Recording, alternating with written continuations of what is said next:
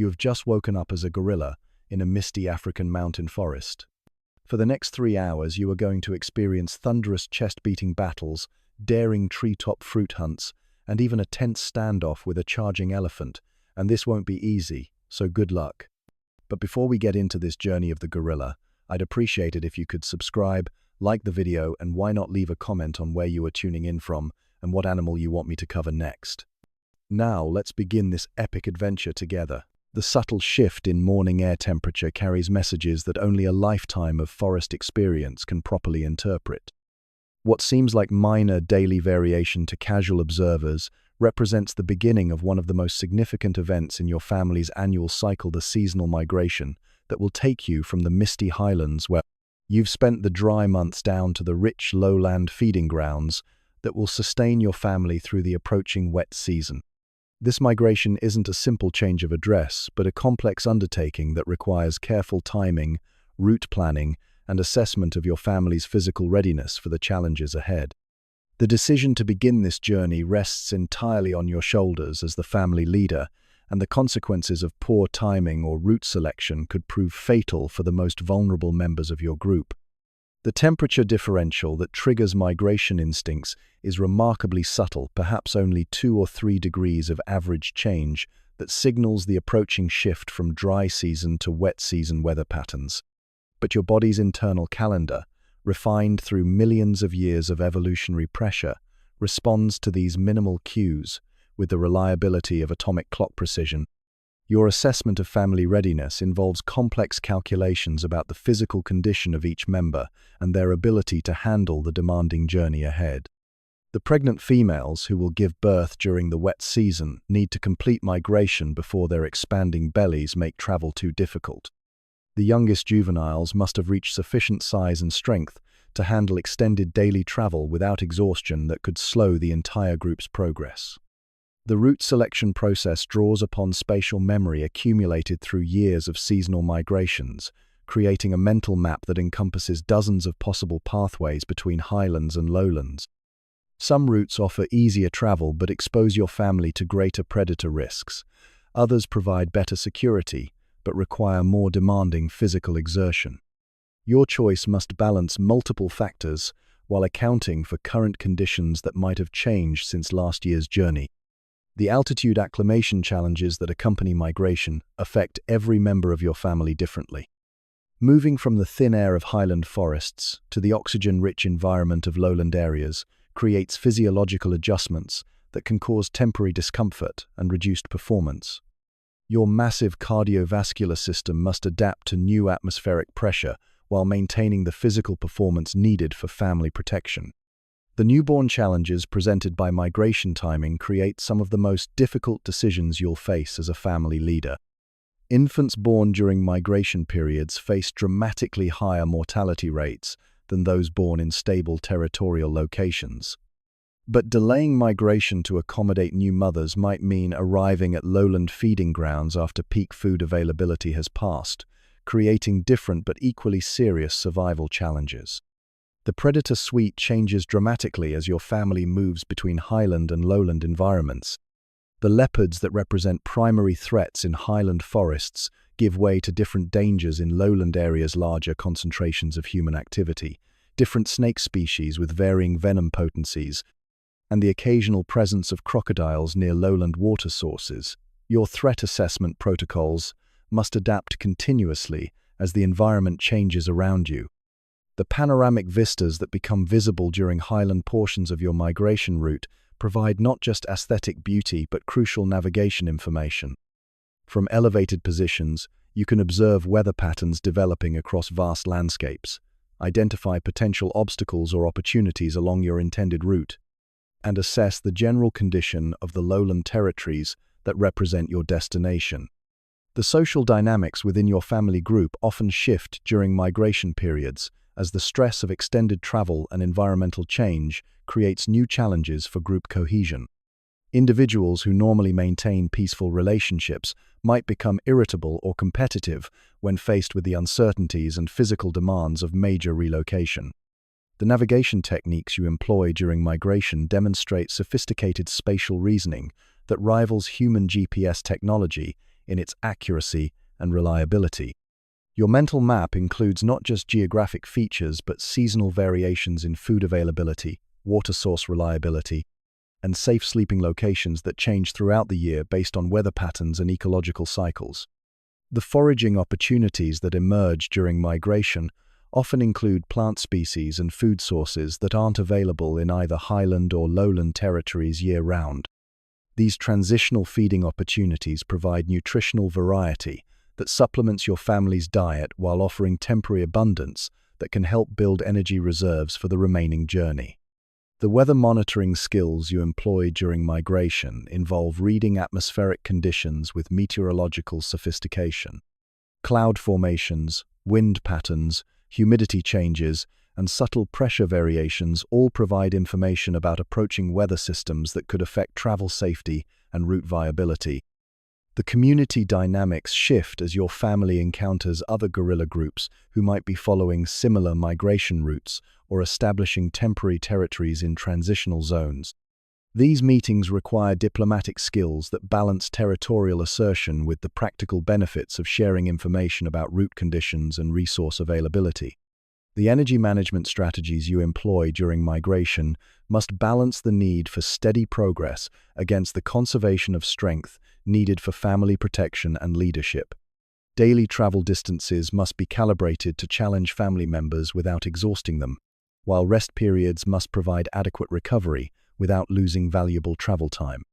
The landmark recognition skills that guide your migration depend on memory systems that store detailed information about geographic features, vegetation patterns, and seasonal changes that occur along migration routes.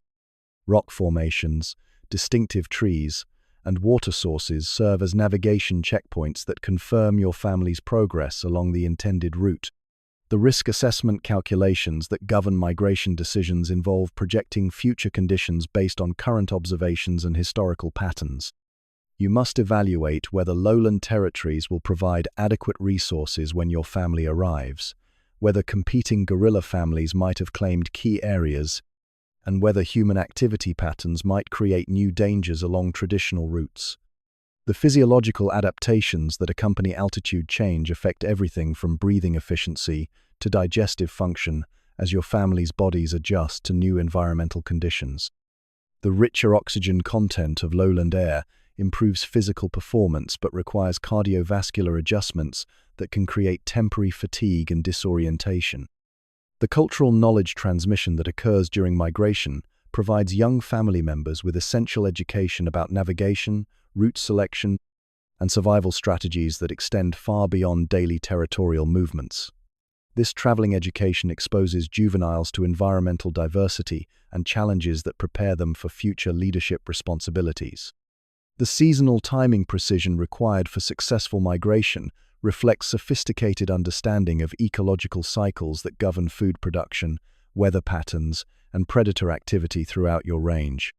Arriving too early at lowland destinations might mean facing resource scarcity, while late arrival could result in finding prime territories already claimed by competing families. As your family crests the final ridge before beginning the descent into lowland territories, the vista that spreads before you represents both destination and new beginning. The rich green canopy that stretches to the horizon promises abundant food and favorable conditions, but it also presents new challenges and opportunities that will test your leadership skills throughout the wet season ahead. Rival band tent standoff at the clearing. The morning silence breaks with a sound that freezes every member of your family in immediate, terror-laden attention, the unmistakable chest beating of another mature silverback gorilla, close enough that the rhythmic booming echoes through the forest with threatening clarity. This isn't the distant drumming of a neighbor announcing territory from safe distances. This is the acoustic signature of direct challenge, a rival male asserting dominance in what you've considered your family's secure feeding area. Your response is instantaneous and primal, rising from genetic programming that has governed silverback confrontations for millions of years. Your own chest beating begins as an automatic reply, the hollow percussion of your cupped hands against your barrel chest creating counter-rhythms that announce your presence and unwillingness to yield. The sound seems to emerge from your very core, a vocal expression of power that resonates through your massive frame and projects across the forest, with authority that demands recognition. Through the green curtain of forest vegetation, you catch glimpses of movement that confirm your worst fears. Another family group has entered your territory, led by a silverback whose size and confidence suggest he's not planning a brief visit. The flash of silver fur through the trees, the coordinated movement of multiple individuals, and the continued acoustic challenges all point to a serious territorial incursion that must be addressed immediately and decisively. The dust that begins to swirl in the forest clearing comes from the ground-slapping displays that both silverbacks employ to demonstrate their physical power and emotional intensity. Your massive hands strike the earth with impacts that send vibrations through the forest floor, while the shower of leaves and debris that your displays create adds visual drama to the acoustic intimidation. Every strike sends a clear message: this territory is occupied by a mature male in his prime, who will not yield without a fight. Your family's response to the crisis follows protocols developed through countless generations of territorial conflicts. The females immediately gather the youngest members and position themselves near escape routes while maintaining visual contact with your leadership signals. Their eyes never leave you as they await instructions that could mean the difference between successful defense and catastrophic family disruption. The juveniles in your family watch with wide-eyed fascination and terror as their protector faces the greatest challenge to their security they've ever witnessed. This confrontation will serve as their education in the realities of guerrilla territorial politics, demonstrating the constant vigilance and physical courage required to maintain family safety in an environment where resources are limited and competition is lethal. The rival silverback emerges into full view with the kind of confident swagger that suggests either supreme self-assurance or dangerous desperation. His massive frame rivals your own in size and obvious strength, while the battle scars visible on his face and arms tell stories of previous confrontations that he survived and possibly won. This isn't an inexperienced young male testing boundaries. This is a seasoned competitor who represents serious threat to your family's continued security. The escalation choreography that unfolds follows ancient patterns that seem designed to allow both combatants maximum opportunity to assess each other's capabilities before committing to potentially fatal violence. Each display builds upon the previous one in intensity and proximity, creating a ritualized dance of aggression that serves both as intimidation and intelligence gathering. Your advanced displays include the branch-breaking demonstrations that showcase your raw physical power while adding new dimensions to the acoustic intimidation. When you grasp a substantial tree limb and snap it like a twig, the sharp crack echoes through the forest, while the visible destruction provides unmistakable evidence of the damage you could inflict on any creature foolish enough to challenge you directly. The rival's response matches your escalation with his own demonstrations of strength and ferocity. His vocalizations shift from territorial announcements to what can only be described as roars of challenge, deep-throated sounds that seem to emerge from the earth itself. The psychological pressure of hearing another silverback's battle cry at close range creates stress responses that test your own emotional control and tactical judgment. The females from both family groups maintain careful distances while herding their offspring away from the potential battlefield. Their own vocalizations create a background chorus of anxiety and encouragement that adds emotional intensity to the confrontation while serving as constant reminder of what's at stake in this territorial dispute. The dust cloud that swirls around the clearing has grown thick enough to create visual confusion that adds new tactical dimensions to the confrontation. Both silverbacks must now rely more heavily on acoustic cues and peripheral vision, while maintaining the aggressive displays that could determine the outcome without actual physical combat. The critical decision point arrives when both silverbacks must choose between continued escalation toward actual violence or the search for face-saving alternatives that allow territorial resolution without the catastrophic injuries that guerrilla combat can produce. The energy expenditure of sustained aggressive display is enormous, and the physical risks of actual combat could prove fatal to both combatants. Your assessment of the rival's emotional state becomes crucial as you evaluate whether he's genuinely prepared to fight to the death for this territory, or whether his displays represent calculated bluffing designed to secure resource access without paying the ultimate price. Reading these psychological cues requires experience and judgment that separate successful silverbacks from those who die young in unnecessary confrontations. The turning point comes when you notice subtle changes in the rival's display patterns that suggest his initial confidence might be wavering. His chest beating becomes slightly less rhythmic, his vocalizations lose some of their threatening edge, and his body positioning begins to angle away from direct confrontation toward potential retreat routes. Your strategic response capitalizes on these signs of uncertainty by maintaining aggressive pressure while providing the rival with opportunities for dignified withdrawal. This delicate balance allows both silverbacks to preserve their reputations while avoiding the potentially catastrophic consequences of actual combat. The controlled retreat that eventually resolves the confrontation occurs gradually, with the rival family group withdrawing in stages that maintain their cohesion while acknowledging your superior claim to the disputed territory. The process takes nearly an hour from first contact to final resolution, demonstrating the complex negotiations that can occur between intelligent social animals when survival interests conflict. The lessons learned from successful territorial defense become part of the experiential knowledge that strengthens your confidence and improves your tactical abilities for future confrontations. Each successful challenge overcome adds to your reputation and reduces the likelihood that other rivals will test your resolve in future territorial disputes. As the rival family disappears into the forest depths and normal acoustic patterns gradually return to your territory, the relief that flows through your family group is almost palpable. The successful defense has preserved their access to critical resources, while demonstrating once again that their protector possesses the strength and wisdom necessary to keep them safe in a dangerous world. Loss, lament, mourning a fallen elder. The mourning brings with it a stillness that feels different from the usual forest quiet, a heavy silence that seems to press down on your family like a physical weight.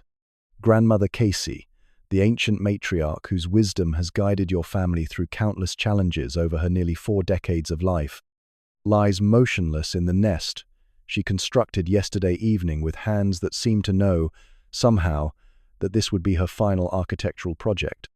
Her passing came quietly during the pre-dawn hours, as peaceful as anyone could hope for, after a life that had seen the forest change dramatically around her.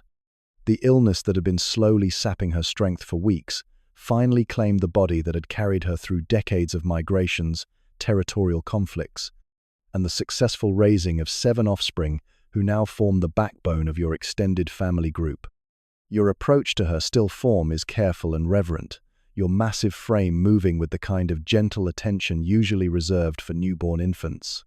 The finality of death is something that gorillas understand with profound clarity, and the grief that begins to well up in your chest carries emotional weight that surprises you with its intensity. This female had been part of your family since before your own birth, a constant presence whose steady influence had shaped virtually every aspect of your development as a silverback.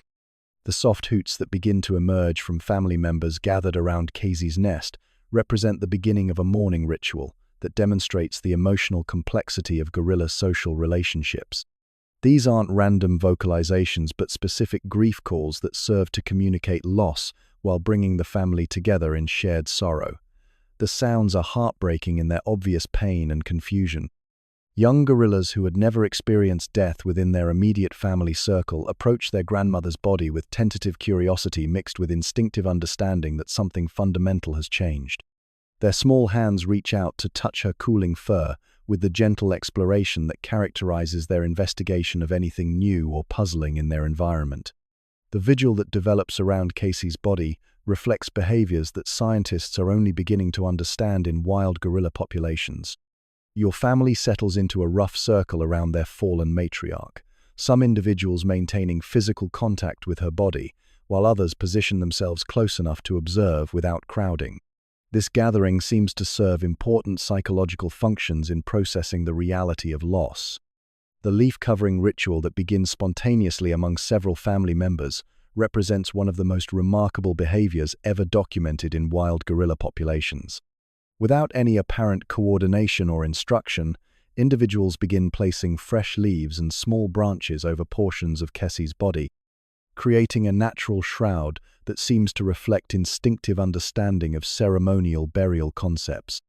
The days-long quiet that follows Kessie's death transforms the normal acoustic landscape of your family's territory into something almost cathedral-like in its respectful silence.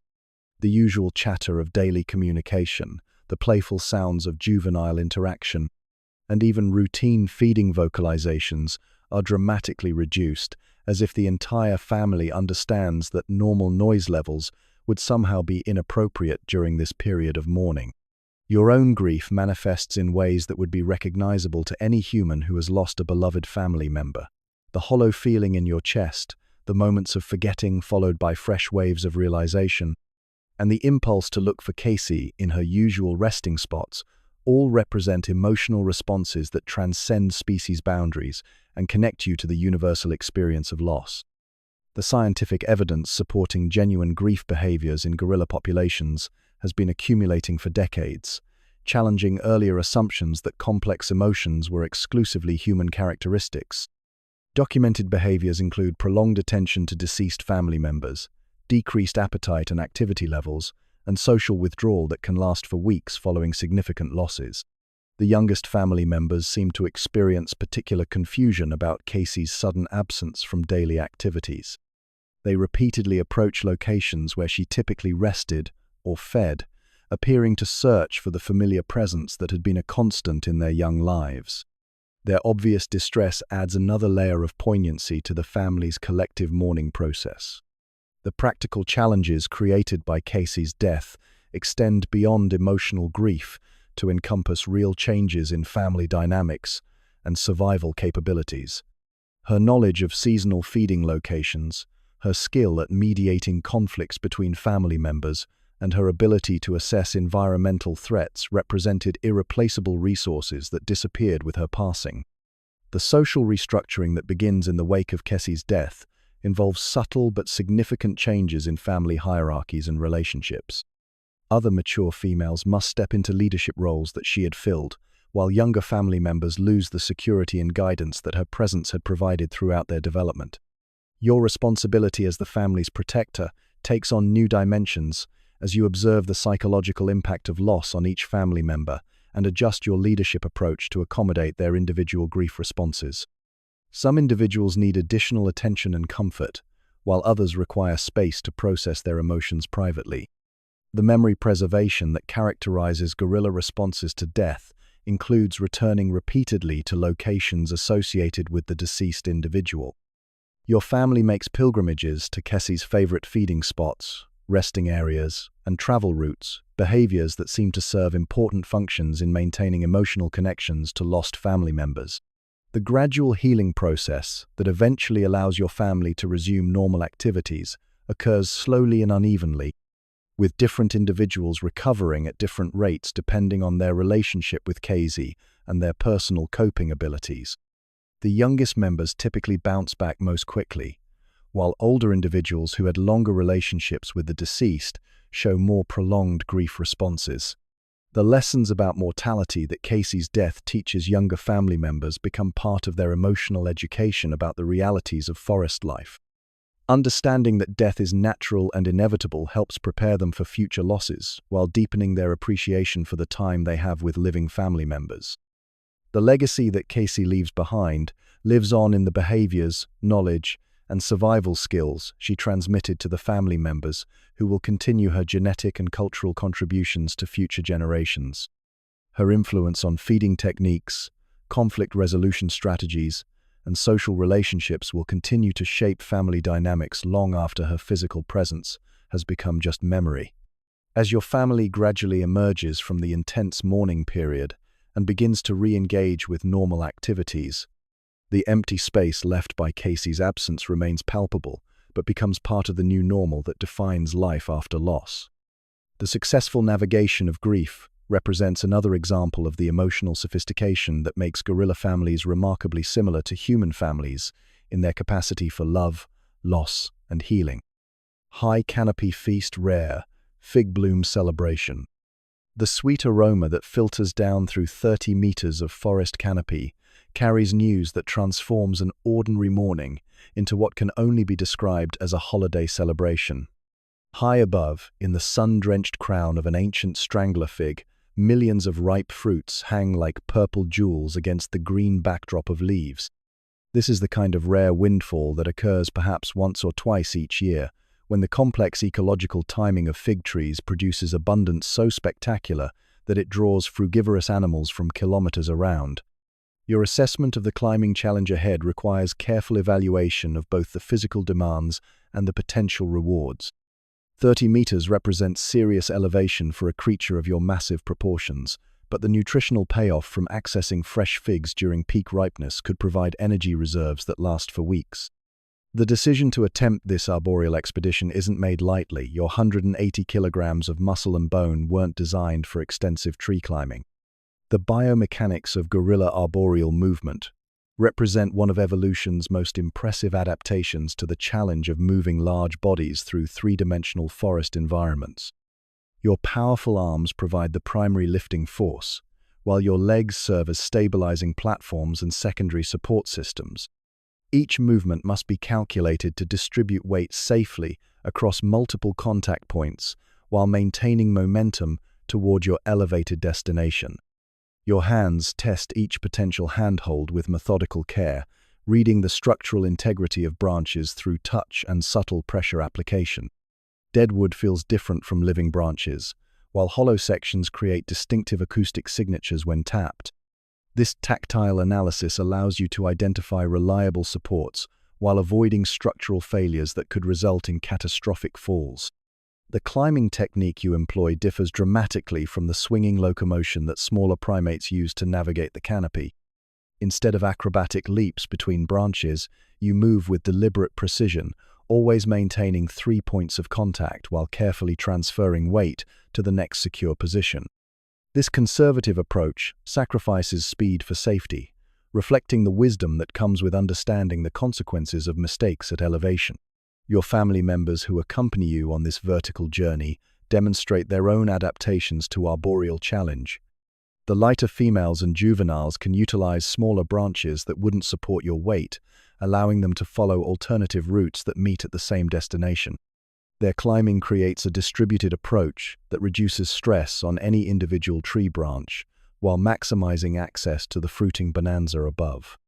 The fig tree itself represents a monument to successful tropical forest ecology.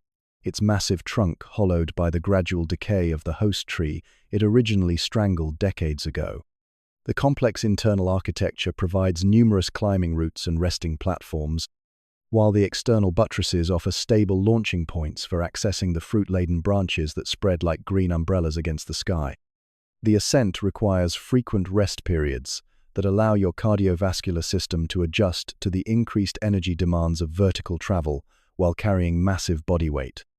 These pauses provide opportunities to assess progress, evaluate route options for the remaining climb, and enjoy the changing perspective as the forest floor recedes below your climbing position. The honey-sweet figs that await your arrival represent perfection in natural food production.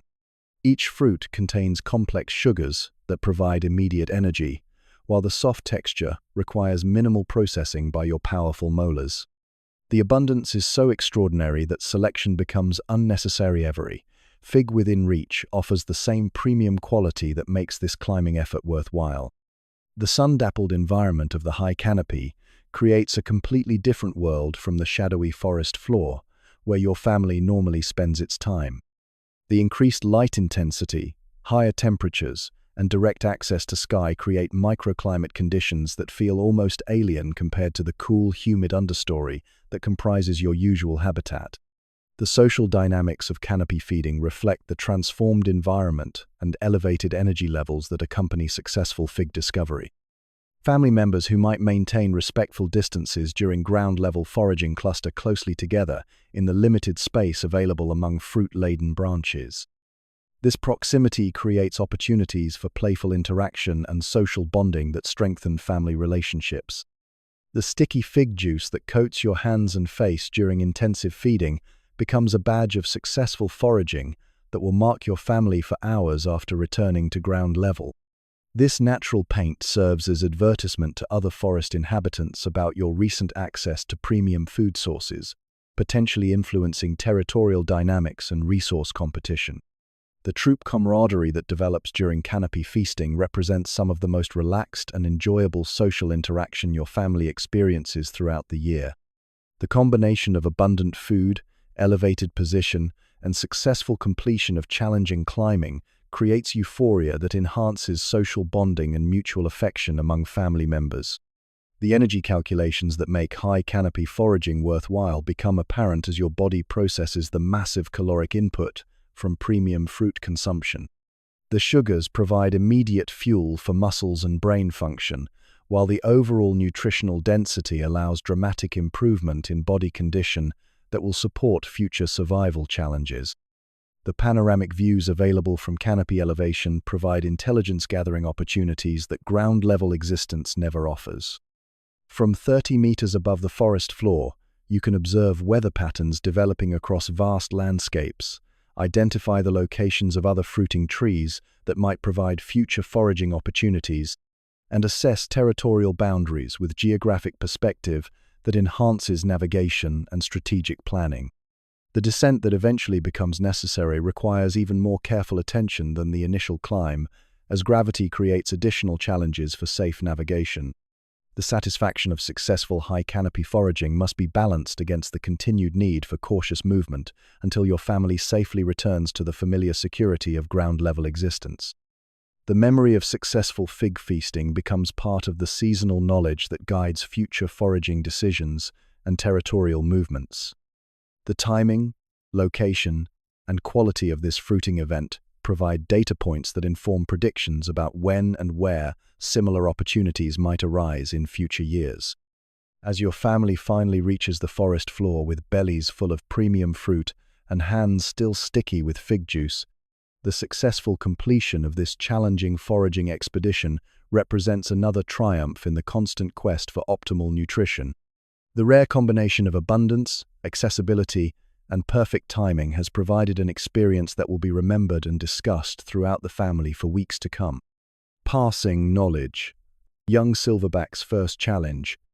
The morning's peaceful foraging routine is shattered by the raucous approach of a group of boisterous adolescent males whose testosterone-fueled confidence far exceeds their actual fighting ability. These young guerrillas, recently expelled from their natal families and forming temporary bachelor groups while seeking territories of their own, represent exactly the kind of challenge that tests leadership skills and family loyalty under real-world conditions. Your apprentice, a young silverback named Django, who has been shadowing your leadership for months while learning the complex skills required for family protection, steps forward with the mixture of eagerness and anxiety that characterizes inexperienced leaders facing their first serious test. His silver back markings are still developing, and his chest beating lacks the thunderous authority that comes with full maturity, but his commitment to family defense is absolute.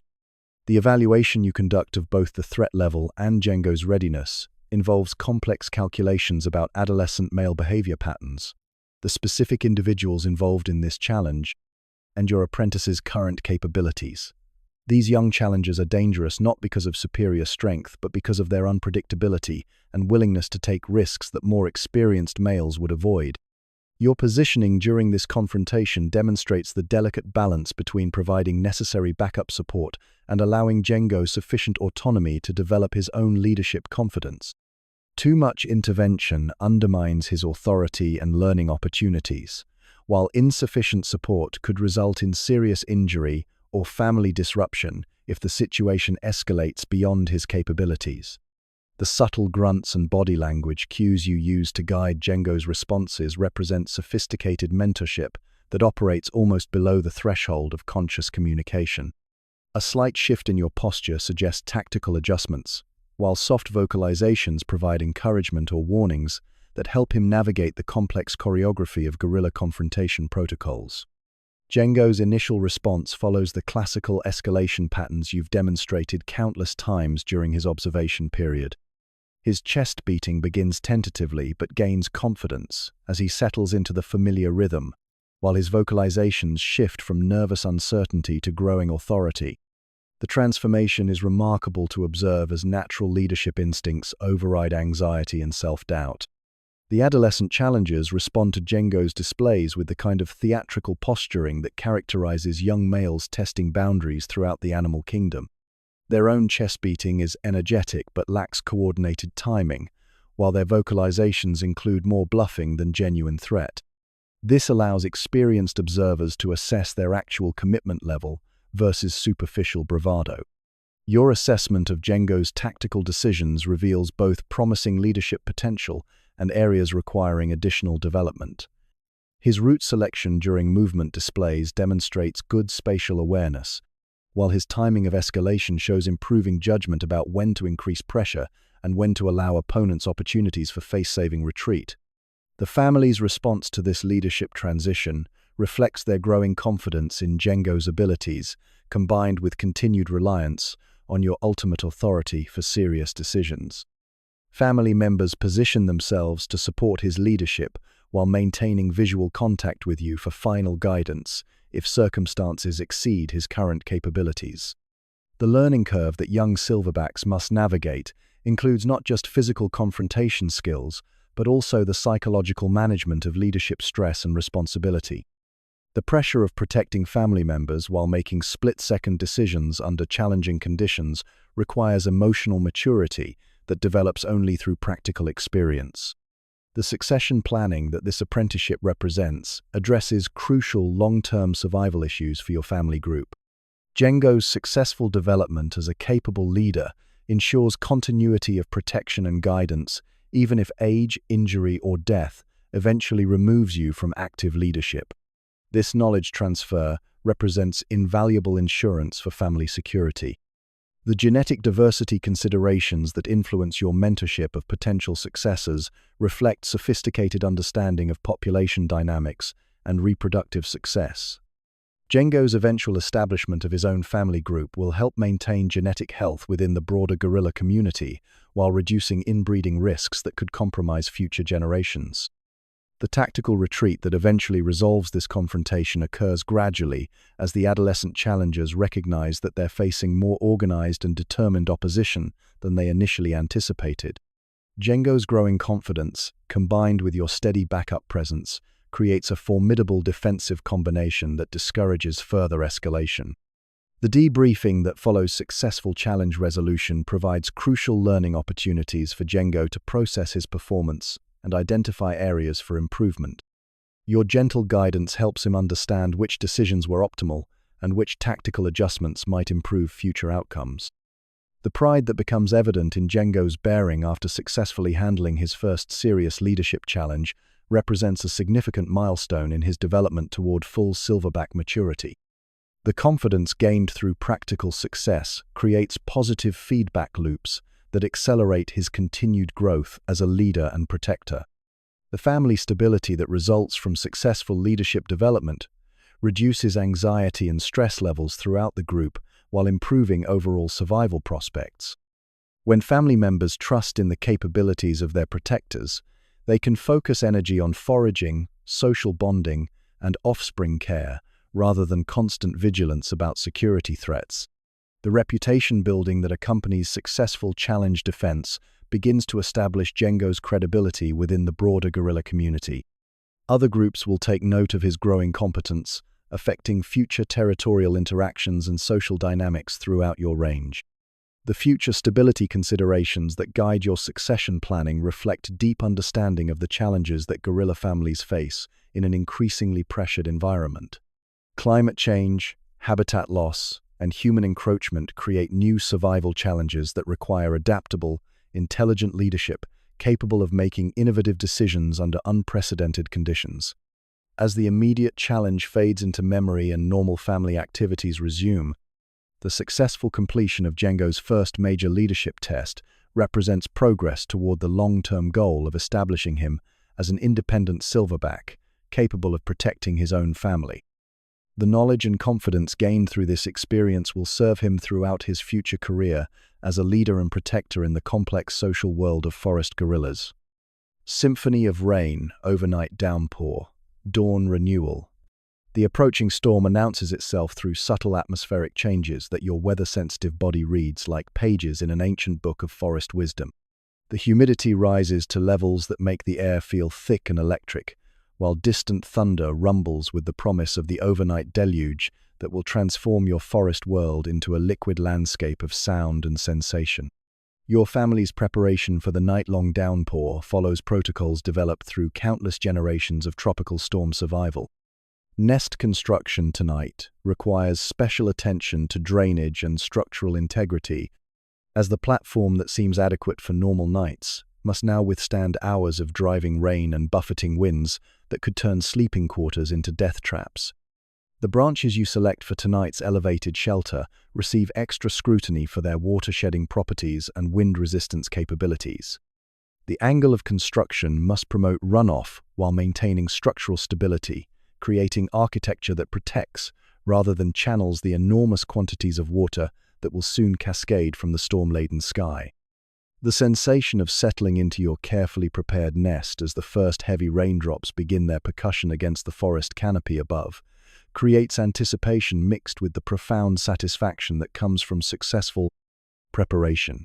Your massive frame finds comfort in the woven platform, while your senses remain alert to the developing acoustic symphony that will provide tonight's soundtrack. The overnight storm that follows represents one of nature's most spectacular productions, transforming the familiar forest into an alien landscape where water becomes the dominant element and sound reaches levels that make communication impossible. The rain doesn't simply fall, it descends in sheets and torrents that create white noise so intense it seems to emerge from inside your own consciousness. The swaying branches that support your elevated nest create a gentle rocking motion that, combined with the rhythmic percussion of rain on leaves, produces surprisingly soothing sensations despite the storm's obvious power. Your body adjusts to this natural cradle motion, finding balance and comfort even as the forest around you transforms into a vertical river system. The sensation of rain penetrating the forest canopy and reaching your nest platform arrives not as unwelcome wetness, but as cool relief from the oppressive humidity that preceded the storm. The water that reaches your fur carries the clean scent of atmospheric purification, washing away the accumulated dust and debris of daily forest life. Your family members in nearby nests experience their own versions of this overnight natural spa treatment, with each individual finding personal ways to manage the water input while maintaining the core body temperature necessary for survival. The younger family members often seem to enjoy the storm more than adults, treating the overnight downpour as adventure rather than endurance test. The acoustic environment created by tropical storms encompasses a frequency spectrum that ranges from the ultrasonic percussion of individual raindrops to the subsonic rumbling of thunder that seems to emerge from the earth itself. This natural sound bath creates neurological responses that promote relaxation and deep sleep despite the obvious drama occurring in the environment around you. The lightning displays that accompany the most intense portions of the overnight storm provide brief illumination that transforms the rain-soaked forest into something magical and otherworldly. The strobing light reveals cascading water in frozen moments that look like liquid crystal sculptures suspended throughout the three-dimensional forest architecture. The thermal regulation that your body maintains during the overnight cooling requires subtle adjustments to posture and nest position that maximize comfort while conserving energy. The evaporation of rainwater from your fur creates cooling effects that must be balanced against heat loss that could compromise immune function or energy reserves. The dawn mist that begins to rise as the storm gradually diminishes creates ethereal atmospheric conditions that seem to emerge from fantasy rather than meteorological reality. The combination of residual moisture and rising temperatures generates fog patterns that drift between trees like living spirits celebrating the forest's renewal. The morning air that emerges from the night-long purification carries sense of extraordinary complexity and freshness. Every plant, every soil particle, every surface has been washed clean and recharged with moisture, creating olfactory richness that makes normal forest air seem stale by comparison. This is the smell of life itself, renewed and refreshed through nature's most fundamental process. The moss and lichens that cover virtually every surface in the forest respond to the overnight moisture input with visible transformation. Colors become more vibrant, textures appear more lush, and the general appearance of forest surfaces shifts from merely green to emerald brilliance that seems to glow with internal light. The water collection opportunities that follow major storms provide your family with access to the purest drinking water available in the forest environment. Pools formed in tree hollows, streams created by runoff patterns, and the countless droplets that bead on leaf surfaces offer hydration that tastes of sky and clouds rather than earth and vegetation. The symbolic cleansing that accompanies major storm systems seems to reset more than just physical conditions in the forest environment. The psychological effect of surviving dramatic weather events, while remaining safe and comfortable, creates a sense of renewal and fresh beginning that affects mood and energy levels throughout your family group. The new cycle preparation that begins as normal forest sounds gradually return to the post-storm environment includes assessment of any changes that the overnight deluge might have created in familiar territories. Streams may have changed course, fallen trees might block traditional travel routes, and new opportunities for food or shelter might have emerged from storm-related landscape modifications. The forest heartbeat that slowly reasserts itself as the storm's overwhelming presence recedes feels like the return of an old friend whose temporary absence made normal life impossible. The gradual resumption of bird calls, insect activity, and small mammal movement creates growing confidence that the natural order has survived another dramatic test and emerged stronger for the experience. As consciousness gradually emerges from the deep rest that storm nights seem to promote, and normal forest activities begin to call your family back to routine responsibilities, the successful navigation of another tropical deluge provides quiet satisfaction about your ability to thrive in an environment where dramatic weather represents just another manageable challenge in the complex symphony of forest. Survival. New dawn legacy of the forest giants. The soft light of another forest dawn finds you settled in contemplation at the edge of a small clearing where the canopy opens just enough to allow direct sunlight to reach the forest floor. This moment of quiet reflection comes at the end of a week that has encompassed the full spectrum of experiences that define life as a mountain gorilla, daily rhythms of foraging and rest, the challenges of territory defense and family protection, and the deeper meanings that emerge from a life lived in harmony with one of Earth's most complex ecosystems. Your massive frame, scarred by decades of leadership challenges but still powerful enough to command respect from any creature in the forest, represents the culmination of evolutionary processes that stretch back millions of years. Every aspect of your physical form, from the silver saddle that marks your maturity to the gentle hands capable of both devastating violence and tender care, tells the story of a species that has mastered the art of forest survival through intelligence, strength, and social cooperation. The rhythms that have governed this week's activities reflect patterns older than human civilization, ancient cycles of feeding and resting, traveling and territorial defense that have sustained gorilla families through countless generations. These rituals aren't simply survival behaviors, they're cultural traditions that connect your family to the deep history of your species and ensure that essential knowledge passes from parents to offspring in an unbroken chain of forest wisdom. Your resilience in the face of challenges, both natural and human-made, demonstrates the remarkable adaptability that has allowed mountain gorillas to persist despite pressures that have driven countless other species to extinction. The ability to modify behavior in response to changing conditions, to learn from experience and pass that knowledge to future generations, represents intelligence that deserves recognition and protection from those who share this planet. The kinship bonds that unite your family group extend far beyond simple biological relationships to encompass emotional connections that would be recognizable in any human family. The love you feel for your offspring, the grief that accompanies loss, the joy of successful challenges overcome together, these emotions connect you to universal experiences that transcend species boundaries and demonstrate the fundamental similarities between human and gorilla hearts. The quiet majesty that characterizes your daily existence reflects dignity that doesn't require recognition or applause to maintain its essential nobility. Your commitment to family protection, your patient guidance of younger generations, and your respectful coexistence with other forest inhabitants demonstrate values that human societies often struggle to achieve despite their technological advantages and complex social systems. The forest that has been your family's home for generations faces pressures that threaten not just individual gorilla families, but entire ecosystems that have developed over millions of years. Climate change, habitat destruction, and human encroachment create challenges that require responses beyond the capabilities of any single species, no matter how intelligent or adaptable they might be. The responsibility that humans bear for gorilla conservation reflects the unique position that technological civilization occupies in planetary ecosystems. The power to destroy or protect, to preserve ancient forests or convert them to temporary human uses, places moral obligations on human societies that previous generations could never have imagined. The hope that drives conservation efforts worldwide emerges from growing recognition that the loss of species like mountain gorillas would represent irreplaceable tragedy for global biodiversity.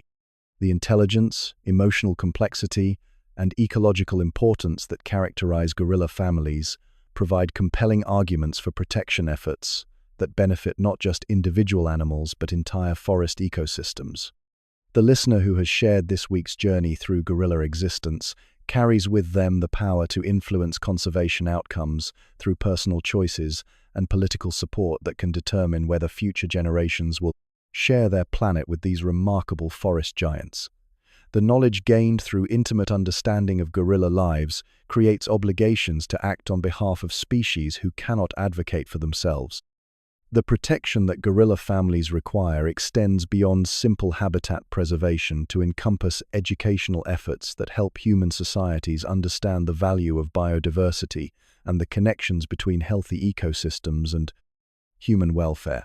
The forests that support gorilla families also provide clean water, climate regulation, and countless other ecosystem services that benefit all life on Earth. The individual actions that collectively determine conservation success include everything from consumer choices that affect habitat destruction to political engagement that influences government policies toward environmental protection. The cumulative effect of millions of people making informed decisions about their relationship with the natural world can create the social pressure necessary for meaningful conservation action. The time remaining to implement effective gorilla conservation measures continues to shrink as human population growth and economic development create increasing pressure on the limited forest habitats where mountain gorillas survive. The urgency of current conservation challenges requires immediate action rather than the gradual policy changes that might have been sufficient in previous decades. The legacy that current human generations will leave regarding gorilla conservation depends entirely on decisions being made right now about development priorities, resource allocation, and the value placed on biodiversity preservation. The choice between short-term economic gains and long-term ecological health represents one of the defining moral challenges of contemporary civilization. The sentinels that mountain gorillas represent in their forest homes serve as indicators of ecosystem health and warnings about environmental changes that affect all species sharing those habitats. Their continued survival provides hope that intelligent conservation efforts can succeed even under challenging conditions, while their extinction would signal broader ecological collapse with implications far beyond individual species loss. The slow, deep breaths that conclude this journey through gorilla existence carry the peaceful rhythm of lives lived in harmony with natural cycles that have sustained life on Earth for billions of years. This ancient breathing pattern connects all living creatures to the fundamental processes that make existence possible, reminding us of our shared dependence on healthy ecosystems and stable climate systems.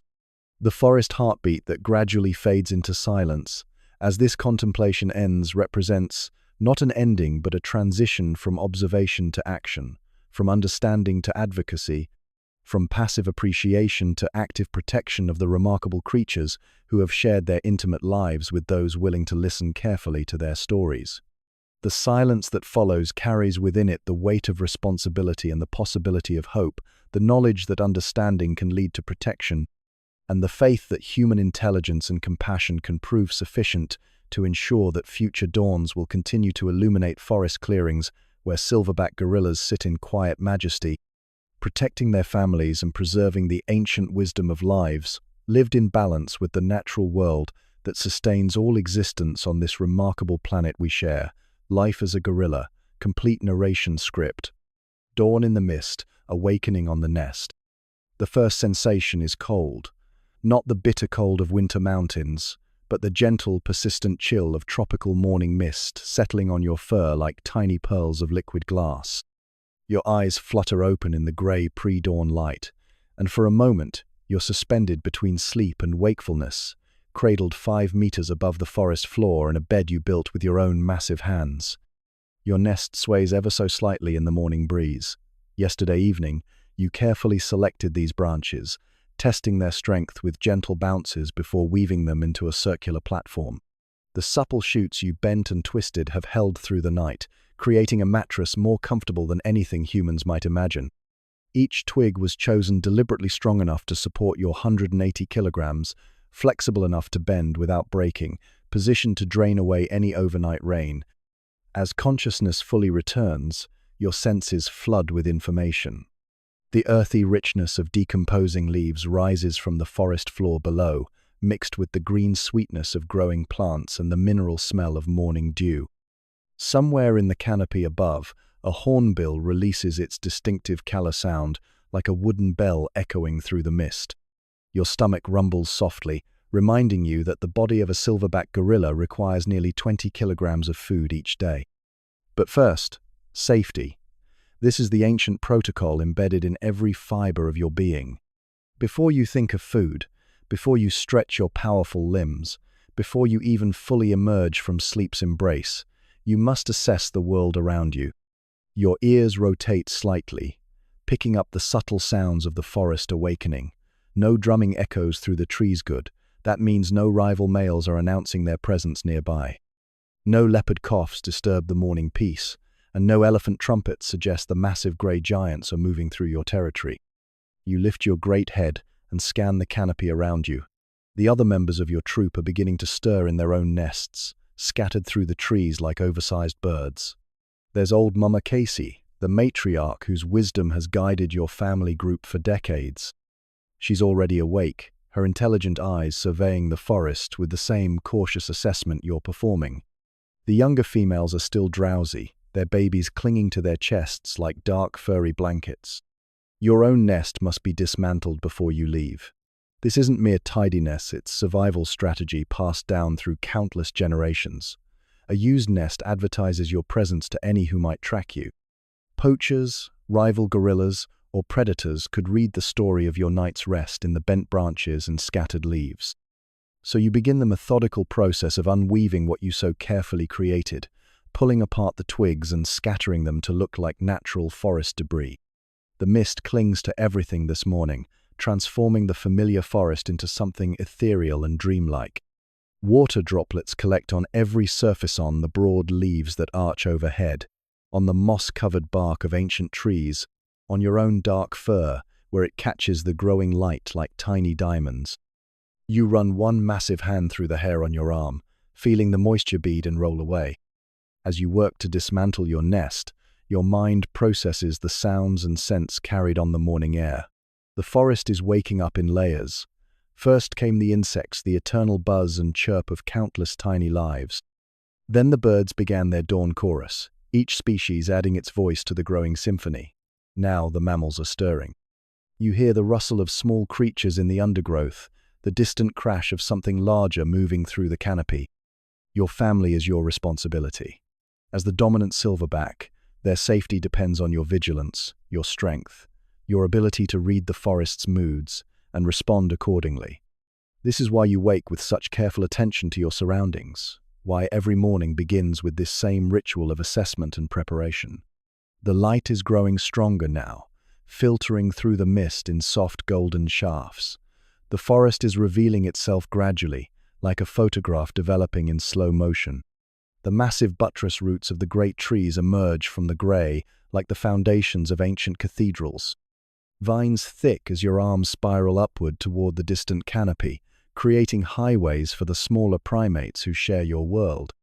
You complete the dismantling of your nest and stretch, feeling the pleasant burn of muscles awakening after a night's rest. Your arms span nearly 3 meters when fully extended, and the simple act of stretching sends a message through the force: there is strength. Here is presence. Here is a protector awakening to guard his family. The last wisps of mist are beginning to lift, burned away by the growing warmth of the sun. Soon it will be time to descend, to begin the day's endless search for food, to guide your family through another day in the forest that has been home to your kind for millions of years.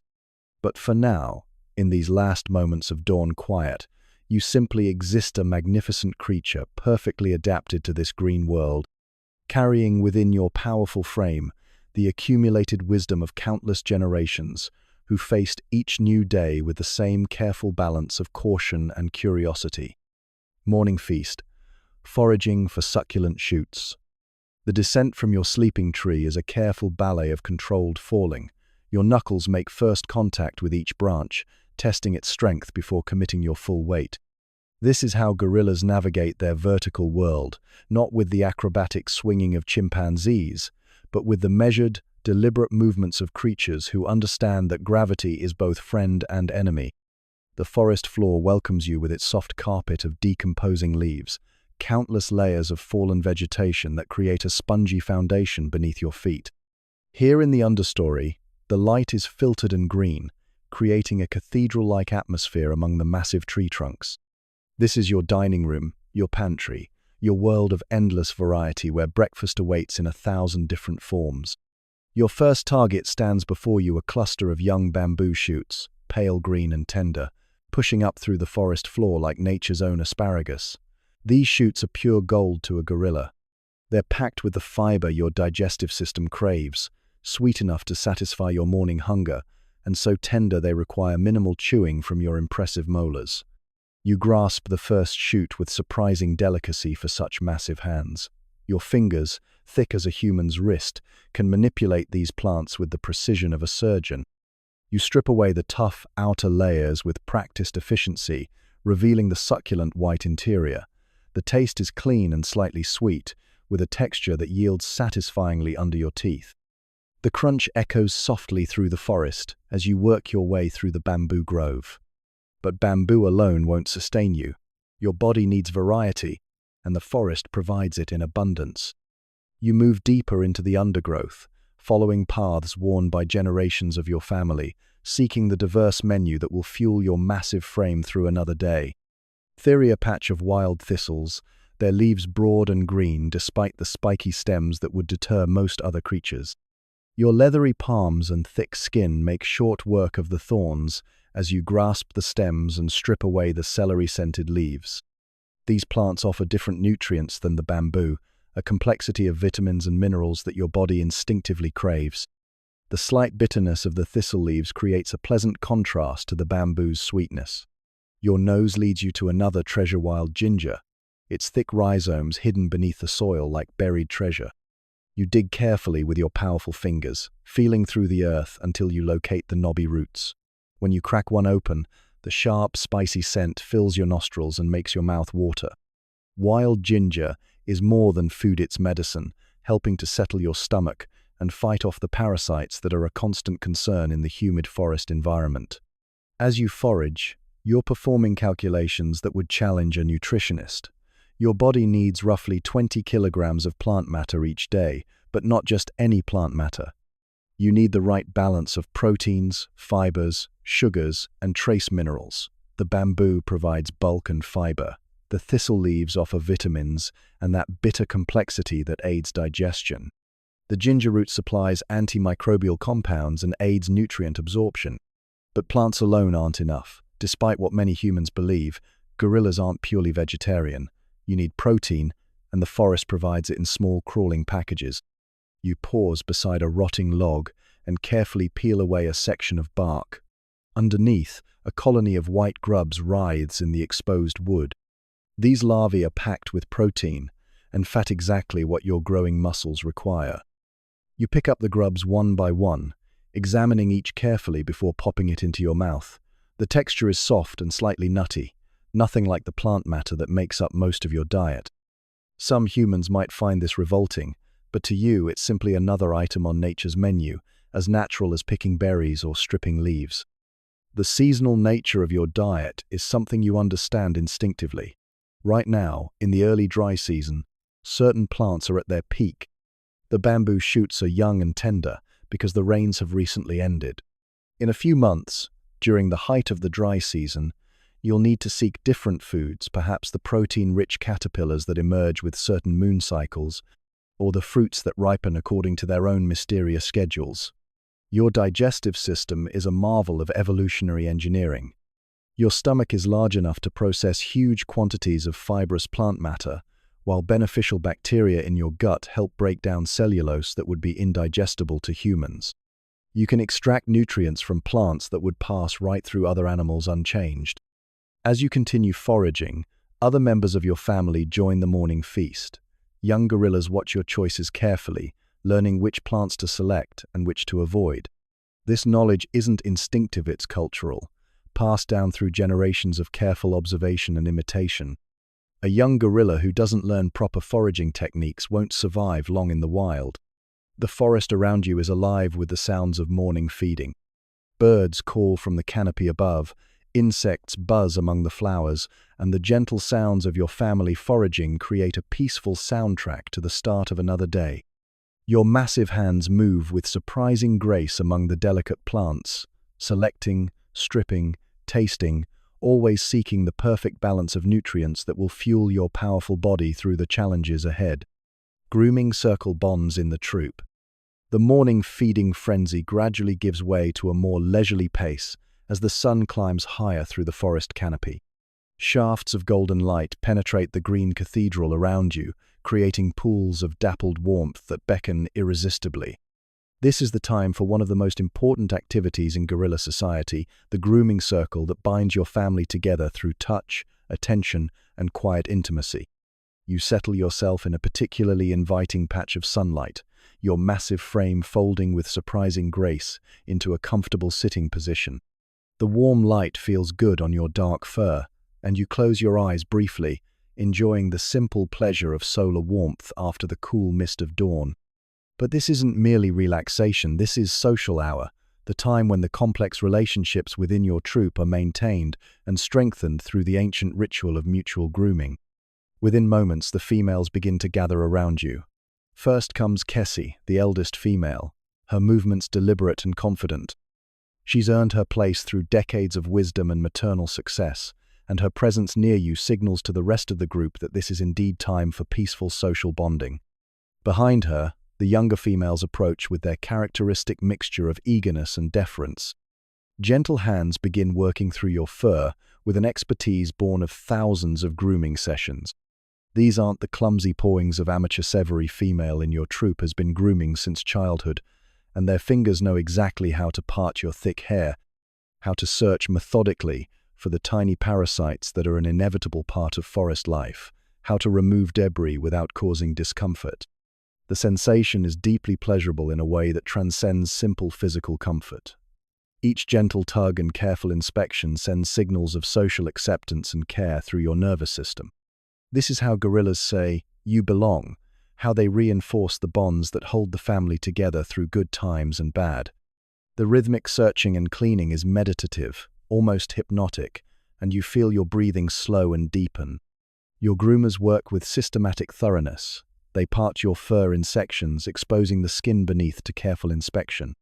When they find a tick or other parasite, they remove it with practiced efficiency, sometimes eating it immediately for the protein it provides, sometimes simply flicking it away into the forest litter. Their attention isn't random. They focus on areas you can't reach yourself: the back of your head, your shoulders, the space between your shoulder blades where your massive arms can't quite extend. But grooming isn't just about parasite removal. It's a complex social language with subtle rules and hierarchies. Notice how the older females take the prime positions near your head and shoulders, while younger ones work on your arms and hands.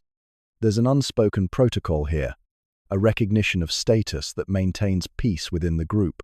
The younger females don't challenge this order. They understand that their time for higher status will come with age and proven maternal success. The sounds of grooming are soft and intimate, the gentle rustle of fur being parted, the quiet lip-smacking sounds that signal contentment, the soft grunts and murmurs that create a soundtrack of social harmony. These vocalizations aren't random. They're part of an emotional conversation that reinforces the bonds being strengthened by physical touch. Occasionally, the peaceful atmosphere is interrupted by a brief challenge to etiquette. A younger female might push too aggressively for a better position, or forget to yield space when an elder approaches. When this happens, your response is swift but measured.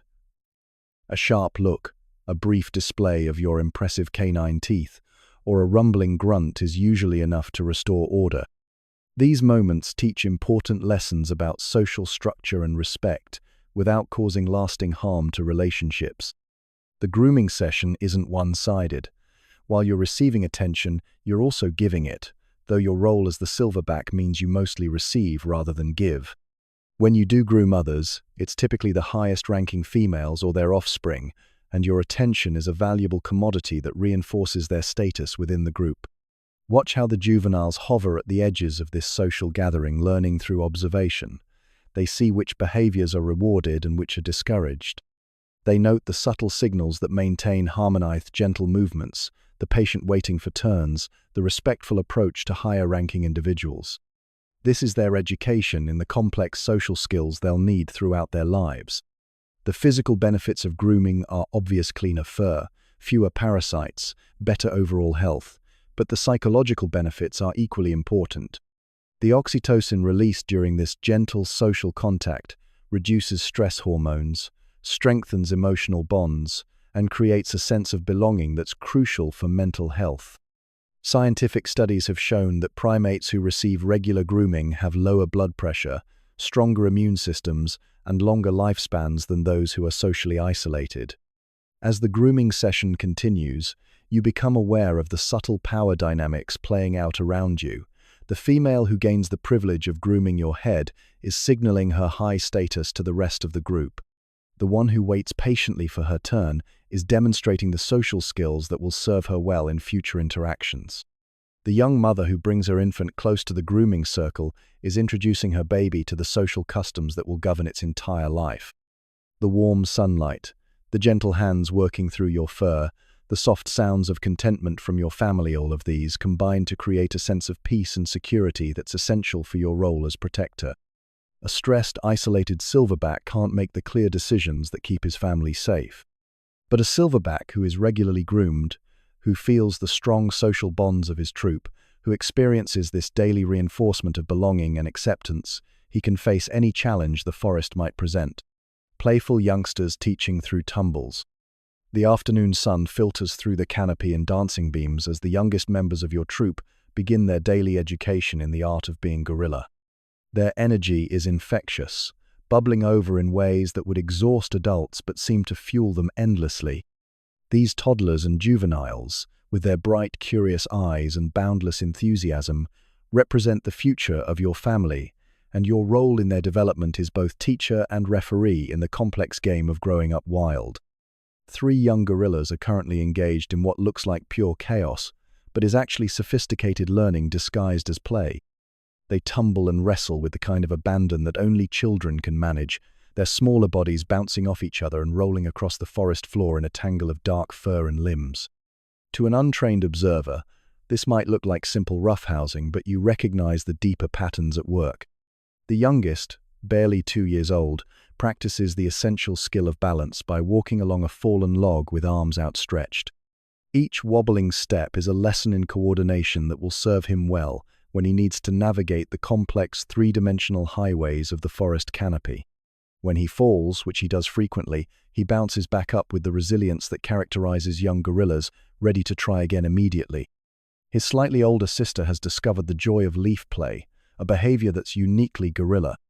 She plucks leaves methodically and places them in her mouth, not to eat them but to practice the precise motor skills she'll need for a lifetime of food processing. She chews thoughtfully, then spits the leaves out in soggy fragments, only to immediately select new ones to repeat the process. This isn't mindless activity, it's the development of the fine motor control that will allow her to efficiently strip the edible portions from tough stems and remove inedible parts from her food. The oldest of the three, a confident 4-year-old male, has appointed himself the leader of their games. He initiates wrestling matches with exaggerated displays that mimic adult behaviors, beating his small chest with fists that produce more of a pat than a thunderous boom, making faces that are intended to be intimidating but mostly succeed in being endearing. These displays aren't just play acting. They're the early stages of learning the complex social signaling that will govern his entire adult life. Your role in this educational chaos is subtle but crucial. You remain nearby, a massive presence that provides security and occasional guidance.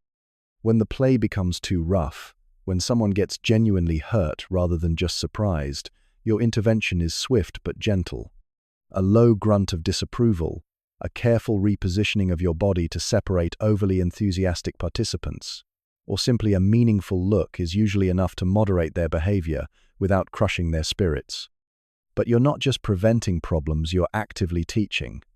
When one of the youngsters discovers an interesting stick and begins manipulating it, you watch approvingly. Tool use isn't instinctive in gorillas, it's learned behavior, and your attention to their experimentation encourages them to explore the possibilities. The stick might become a probe for investigating interesting holes, a lever for prying apart stubborn plant stems, or simply a toy for imaginative play. Each use develops cognitive skills and manual dexterity. The energy expenditure of this constant play is enormous. Young gorillas can burn calories at a rate that would exhaust adult humans, but the learning payoff justifies every joule. Their brains are forming crucial neural pathways that will serve them throughout their lives. The physical play develops strength, coordination, and body awareness. The social play teaches them to read emotional cues, understand hierarchy, and navigate complex relationships. Watch how they learn through imitation. When you pause to examine an interesting plant, all three youngsters immediately crowd around to see what's caught your attention. They don't just observe, they mirror your actions, touching the same leaves, smelling the same stems, even mimicking your facial expressions as you evaluate whether something is edible. This copying behavior is how cultural knowledge passes from generation to generation in gorilla society. The learning isn't always gentle. When the young male becomes too aggressive in his play, pushing his companions beyond their comfort zones, your correction is firm enough to make an impression. A sharp bark of disapproval sends him scrambling to a respectful distance, where he sits and contemplates his behavior with the wounded dignity that only a chastised child can manage. But the lesson is learned. There are boundaries to acceptable behavior, and crossing them has consequences. Vines become swings under their imaginative transformation, offering lessons in physics and biology simultaneously. They learn to judge which vines can support their weight, how to grip effectively, and how to use momentum to travel efficiently through their three-dimensional world. When a vine breaks, as they occasionally do, the resulting tumble teaches valuable lessons about consequences and the importance of testing new pathways carefully. The social dynamics of their play are complex and constantly shifting. Alliances form and dissolve with the fluid speed of childhood friendships. One moment, two of them might team up against the third in a wrestling match. The next, the partnerships have completely realigned. They're learning to navigate the shifting social currents that characterize adult gorilla society, developing the flexibility and emotional intelligence they'll need to maintain relationships throughout their lives. Their play often incorporates elements of the adult behaviors they observe daily. They practice the chest-beating displays they see you perform, though their small size makes the sound more like gentle drumming than thunderous announcement. They experiment with the vocalizations they hear around them, testing different grunts and hoots to see what responses they produce from adults and peers. As afternoon shadows begin to lengthen, the intensity of their play gradually decreases.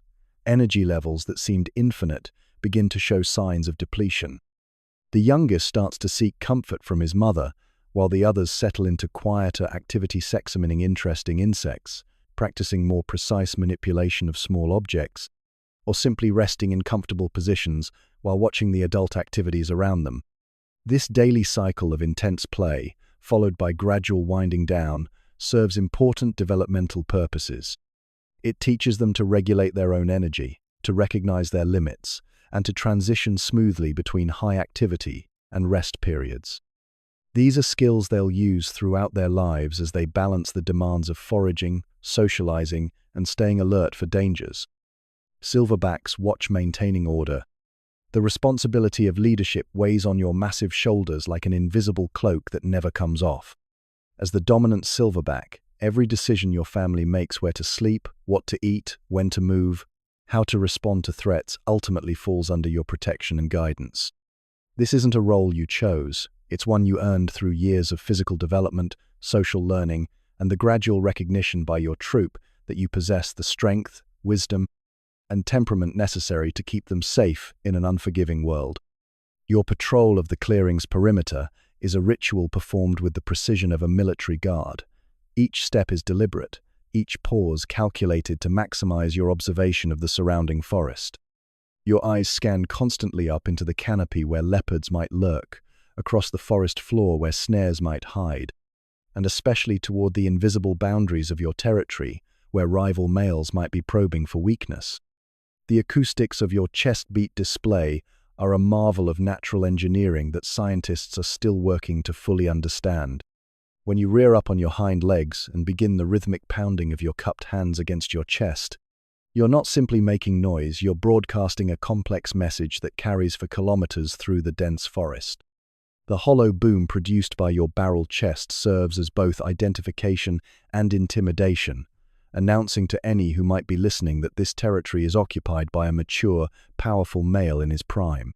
The sound waves of your display travel through the forest in patterns that would fascinate an acoustics engineer. The low-frequency components carry the farthest, penetrating through vegetation that would muffle higher-pitched sounds.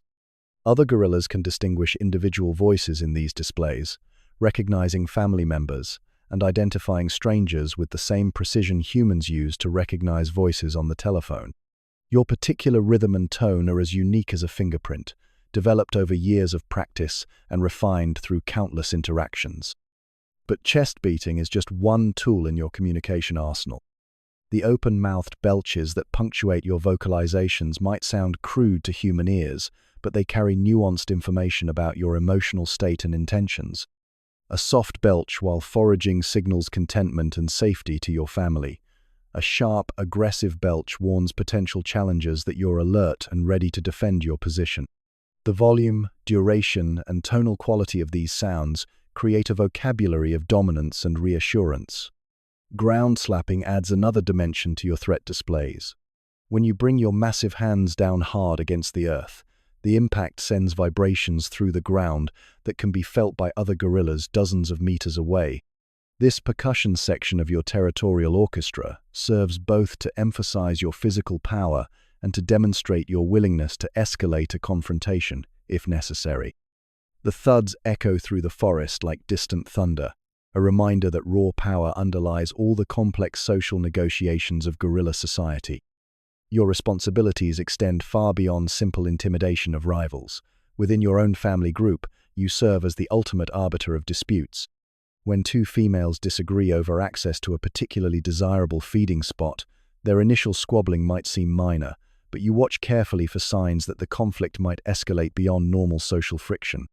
A meaningful look from you is often enough to settle the matter, your mere attention reminding the disputants that harmony within the group takes precedence over individual desires. The mating rights that come with your dominant position aren't simply biological privileges, they're part of a complex system that ensures genetic diversity and family stability. Female gorillas don't mate randomly. They compete for access to the most successful males, understanding instinctively that their offspring's survival chances improve dramatically when fathered by a strong, established silverback. Your role in these intimate interactions requires a delicate balance of assertion and sensitivity, responding to female choice while maintaining your position as the group's primary breeding male. Route decisions might seem straightforward, but they involve calculations that would challenge a logistics expert. You must balance the nutritional needs of your family against the seasonal availability of different foods. You must consider the physical capabilities of the youngest and oldest members when choosing travel paths. You must factor in weather patterns, the movements of other gorilla groups, and the ever-present threat of human encroachment when deciding where to lead your family next. The mental map you carry in your head encompasses dozens of square kilometers of forest terrain. You know where the best feeding trees fruit at different times of year, where water sources remain reliable during dry seasons, and where the safest sleeping sites offer protection from both weather and predators. This knowledge isn't acquired overnight, it's accumulated through years of careful observation and experience, creating a living database of survival information that your family depends upon completely. Predator assessment requires constant vigilance and split-second decision-making. The forest contains threats that could kill or seriously injure members of your family, and your ability to recognize and respond to these dangers often means the difference between safety and tragedy. Leopards are perhaps the most dangerous, capable of taking young gorillas and even challenging adults under the right circumstances. Your response to leopard threats must be immediate and overwhelming. There's no room for hesitation when facing Africa's most efficient predator. But not all threats require aggressive responses. Sometimes discretion is the better part of valor, and your judgment about when to fight and when to retreat can save your family from unnecessary risks. A wise silverback knows that avoiding confrontation often requires more skill than winning it, and your reputation for good judgment serves as protection in itself for the males. Think twice before challenging a silverback, known for making smart tactical decisions. The psychological weight of leadership is perhaps the heaviest burden you carry. Every member of your family looks to you for guidance in moments of uncertainty, for protection in times of danger, and for the kind of steady presence that allows them to go about their daily lives without constant fear. This trust is both humbling and empowering, driving you to maintain the physical condition and mental alertness that your role demands. Echoes of the forest drumming, vocal codes. The massive buttress root before you rises from the forest floor like a natural amphitheater, its hollow chambers perfectly designed for the percussion performance you're about to deliver. This ancient tree, perhaps centuries old, has become your instrumental living drum that will carry your message across kilometers of dense forest with a clarity and power that no human technology could match in this environment. You approach the buttress root with the measured dignity of a master musician preparing for an important performance. Your hands explore the surface, testing different areas with gentle taps to find the spots that resonate most perfectly. Here, where the root curves outward from the tree trunk, the wood is thick enough to provide deep bass tones. There, where it flares into thin flanges, higher-pitched overtones can be coaxed from the living drum with precise strikes. The drumming sequence you're about to perform isn't random percussion. It's a sophisticated communication system that carries as much specific information as human speech. The rhythm you choose, the pattern of pauses between strikes, the gradual increase or decrease in volume, all combine to create a message that other gorillas can decode with remarkable precision. You're announcing your presence, your location, your family group's size and health, and your current emotional state, all through the ancient language of rhythm and resonance. Your first strikes are measured and deliberate, producing deep booms that seem to shake the very air around you. The sound waves radiate outward through the forest, penetrating thick vegetation that would muffle most other sounds. These low-frequency components of your drumming can travel 2 kilometers or more through the dense tropical forest, reaching the ears of other gorilla families who might be foraging far from your current location. But drumming is only part of your vocal repertoire.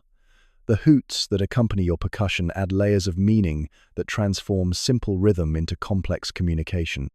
These aren't the random calls of an excited animal, they're precisely modulated vocalizations that carry emotional and social information with surprising subtlety. A rising hoot sequence signals excitement or discovery of particularly good food sources. A falling pattern might indicate mild distress or a call for family members to gather closer. The volume and duration of individual hoots can indicate everything from your confidence level to your assessment of potential threats in the area. The acoustic properties of your forest home play a crucial role in long-distance communication. The dense canopy above creates a natural sound channel that guides your calls along specific paths through the three-dimensional maze of vegetation. Sound waves that might dissipate quickly in open savanna can travel remarkable distances through forest corridors, bouncing off tree trunks and reflecting from the canopy ceiling, to reach recipients far beyond the range of visual contact. Other members of your family group add their voices to your acoustic announcement, creating a chorus that provides additional information about your group's composition and well-being. The higher-pitched calls of females and juveniles blend with your deeper vocalizations to paint an audio portrait that other gorillas can interpret with remarkable accuracy. Experienced listeners can determine not just how many individuals are in your group, but roughly what ages and sexes are represented, and even assess the general health and stress levels of your family. Warning codes represent some of the most critical elements of your vocal vocabulary. The harsh barking sound you produce when leopard scent reaches your nostrils carries urgency that brings immediate attention from every member of your family. This isn't a sound any gorilla ignores. It triggers immediate defensive responses that have been honed by millions of years of evolution. The specific pattern of these alarm calls can even indicate the type and proximity of the threat, allowing your family to respond appropriately whether they need to climb higher, group together defensively, or prepare for rapid retreat. Location pins are perhaps the most sophisticated aspect of your vocal communication system. When family members become separated during foraging, the calls you exchange aren't just general "here I am" signals. They're precise acoustic coordinates that allow scattered individuals to navigate back to the group through dense vegetation where visual contact is impossible. The direction from which calls arrive, combined with subtle acoustic cues that indicate distance, create an audio GPS system that rivals human technology in its precision and reliability. The cultural aspects of your drumming traditions connect you to gorilla communities across time and space. Just as human musical traditions vary between cultures, different gorilla populations have developed slightly different drumming styles and rhythmic preferences. Young gorillas learn these patterns through careful observation and practice, gradually developing their own personal variations, while maintaining the core elements that allow clear communication with family and neighbors. Your drumming sessions often inspire responses from other silverbacks in the area, creating conversation networks that span vast distances. When you complete your rhythmic announcement, you pause to listen for replies. Within minutes, the forest may echo with answering drums from multiple directions as other family groups acknowledge your message and add their own information to the acoustic landscape. These long-distance conversations help maintain the social fabric of the broader gorilla community, allowing separate groups to coordinate their movements and avoid conflicts over resources. The parallels between your forest percussion and human musical traditions are striking and probably not coincidental. Humans and gorillas share common ancestors who likely used similar acoustic communication systems, and the fundamental appeal of rhythm and melody may reflect deep evolutionary connections. Just as human cultures have developed complex musical traditions that serve social bonding and communication functions, your drumming serves to strengthen family bonds while maintaining contact with the wider gorilla community.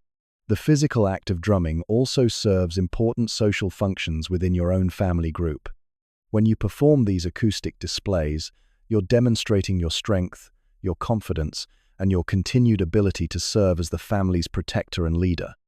The young males in your group watch these performances carefully, learning not just the technical aspects of percussion but also the bearing and confidence that must accompany effective leadership communication. Midday lull, beating the heat in bamboo shade. The tropical sun has reached its zenith, transforming the forest into a living oven where even the slightest exertion feels overwhelming. Your massive body, so perfectly adapted for strength and presence, becomes a liability in the intense heat of midday.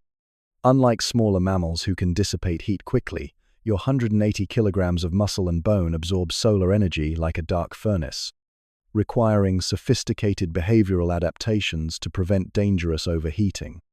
You seek refuge in the dense bamboo grove where countless vertical stems create a natural cooling chamber. The closely spaced bamboo creates multiple layers of shade, while allowing air to circulate freely between the stalks. This microclimate can be several degrees cooler than the surrounding forest, providing the thermal relief your body desperately needs. Your family follows your lead, understanding intuitively that midday rest isn't laziness, it's survival strategy. Your breathing becomes deliberately slow and deep as your body shifts into rest mode.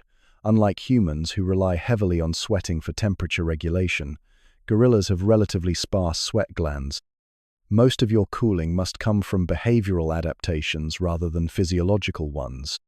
You position yourself carefully to maximize air circulation around your body, sprawling in a way that exposes as much skin surface as possible to whatever breeze might filter through the bamboo. The posture you adopt is both practical and dignified.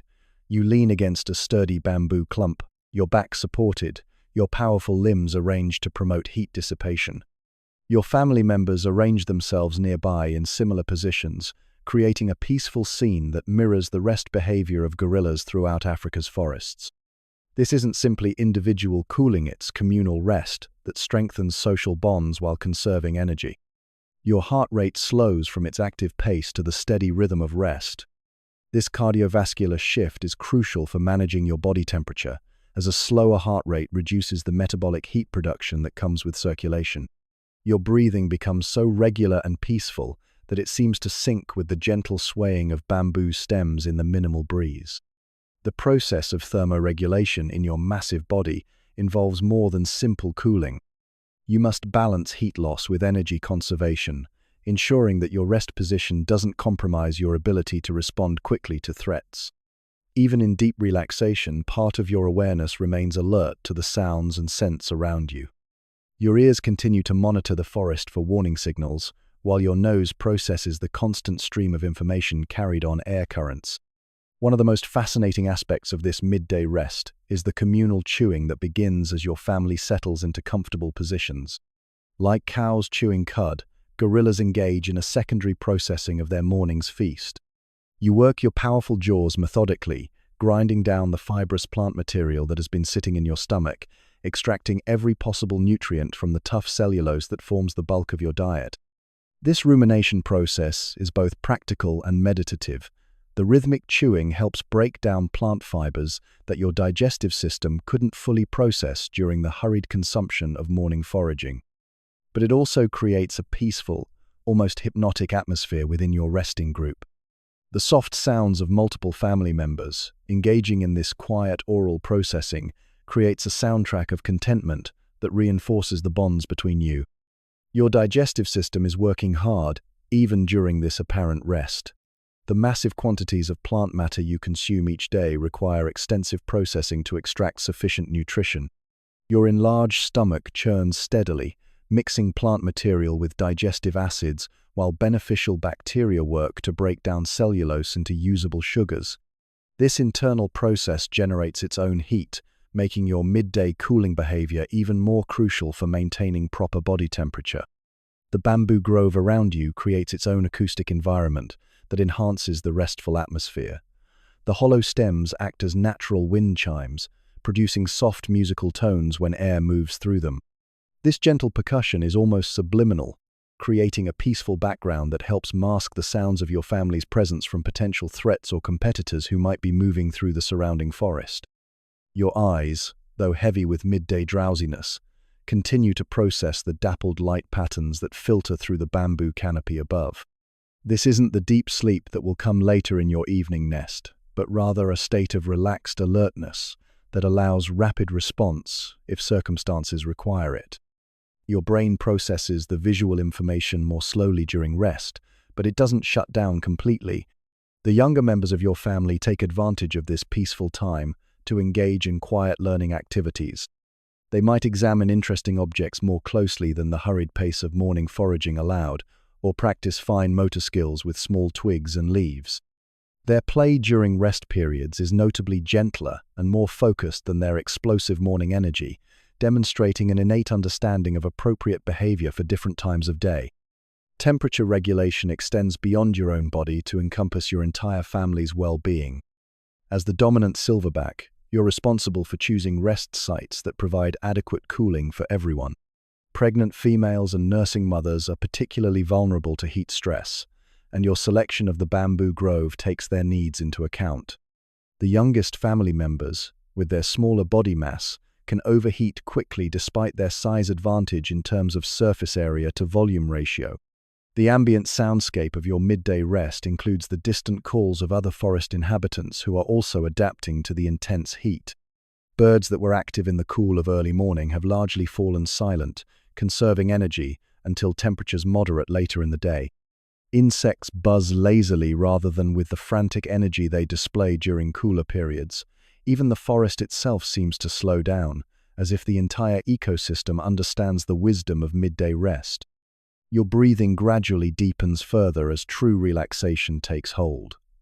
The stress hormones that maintain alertness during active periods diminish, allowing your body to focus energy on digestion, tissue repair, and the cellular maintenance that keeps your massive frame functioning optimally. This physiological shift toward rest and recovery is essential for maintaining the strength and health that your family depends upon. As the bamboo shade deepens around you and the forest settles into its own version of midday siesta, you embody the ancient wisdom of tropical creatures who understand that sometimes the most productive thing you can do is absolutely nothing at all. This rest isn't weakness, it's intelligent adaptation to an environment where rushing through the heat of midday could prove fatal. Crossing ravines, navigating perilous terrain. The morning's peaceful foraging comes to an abrupt end when you encounter the deep ravine that cuts across your intended path like a wound in the forest floor. 20 meters below, a small stream trickles between moss-covered rocks, while the vertical walls of the gorge rise on either side like green cathedrals draped in vines and ferns. This natural barrier has channeled the movements of your family for generations, and crossing it safely requires all the navigational wisdom accumulated through years of careful observation and experience. Your eyes scan the ravine systematically, reading the landscape with the expertise of a master engineer. Not all crossing points are equal, and choosing the wrong route could result in injury or death for members of your family. The massive fallen log that currently spans the narrowest part of the gorge has served as a bridge for months, but you must evaluate its continued structural integrity before committing your family's safety to its moss-covered surface. You approach the log crossing with deliberate caution, your massive hands testing its stability with gentle pressure before adding your full weight. The ancient hardwood groans softly under your touch but holds firm. This tree, probably brought down by storms months ago, has wedged itself securely between both sides of the ravine, creating a natural bridge that forest animals have used as a highway. But what supports a small antelope might not necessarily hold a silverback gorilla and his family. Your spatial memory contains detailed information about dozens of similar crossings throughout your territory. You remember which logs have proven reliable over time, which vine networks can support gorilla weight, and which apparent bridges are deceptive traps that could give way at crucial moments. This accumulated knowledge represents one of the most valuable assets you can pass on to the younger members of your family, the ability to read terrain and make safe passage decisions. The crossing procedure you've developed follows strict protocols that minimize risk while maintaining family cohesion. You lead the way, testing each section of the log bridge with careful weight distribution before moving forward. Your massive frame serves as both pathfinder and early warning system. If the bridge can support your 180 kilograms, the lighter family members who follow should be able to cross safely. Behind you, the family forms a careful single-file line that reflects both social hierarchy and practical safety considerations. The most experienced females cross next, their familiarity with similar challenges making them reliable leaders for the juveniles who will follow. The youngest family members wait until last, when the bridge's reliability has been thoroughly demonstrated and they can observe proper technique before attempting the crossing themselves. Your hands demonstrate the proper grip technique as you make your way across. Gorilla locomotion on uncertain surfaces relies heavily on the powerful grasp of fingers that can curl completely around even substantial branches. You don't simply walk across the log, you grip it with both hands and feet, distributing your weight across multiple contact points to reduce stress on any single part of the bridge structure. The instruction you provide to juveniles is primarily visual, since vocal communication during dangerous crossings could mask important audio cues about structural stress or approaching threats. Young gorillas learn by watching your precise movements, noting how you test each handhold before trusting it with your weight, how you maintain 3 points of contact whenever possible, and how you never rush despite the natural anxiety that comes with exposure above a dangerous drop. Balance becomes crucial as you reach the center of the span where the log has the least support from either side. Here, Your inner ear works overtime to maintain equilibrium, while your powerful core muscles make constant tiny adjustments to keep your center of gravity over the narrow bridge. The skill required for this type of navigation has been refined through millions of years of evolution, but each individual gorilla must still learn to apply these inherited abilities through practice and experience. Your knowledge of forest first aid comes into play as you consider the risks associated with potential falls. Gorillas have developed a sophisticated understanding of medicinal plants that can treat injuries ranging from cuts and bruises to more serious trauma. You know which leaves can be chewed and applied to wounds as antiseptics, which bark can be stripped and used to bind injured limbs, and which roots contain compounds that reduce inflammation and pain. The psychological aspect of dangerous crossings is just as important as the physical technique. Young gorillas often freeze with fear when confronted with heights and exposure, and your calm, confident approach serves as a behavioral model that helps them overcome natural anxiety. Your steady breathing and deliberate movements demonstrate that while the crossing demands respect and caution, it's not something to panic about. Weather conditions significantly affect the safety of ravine crossings. The moss that makes the logs slippery during wet conditions can provide crucial grip during dry periods. Morning dew creates temporary hazards that disappear as the sun rises.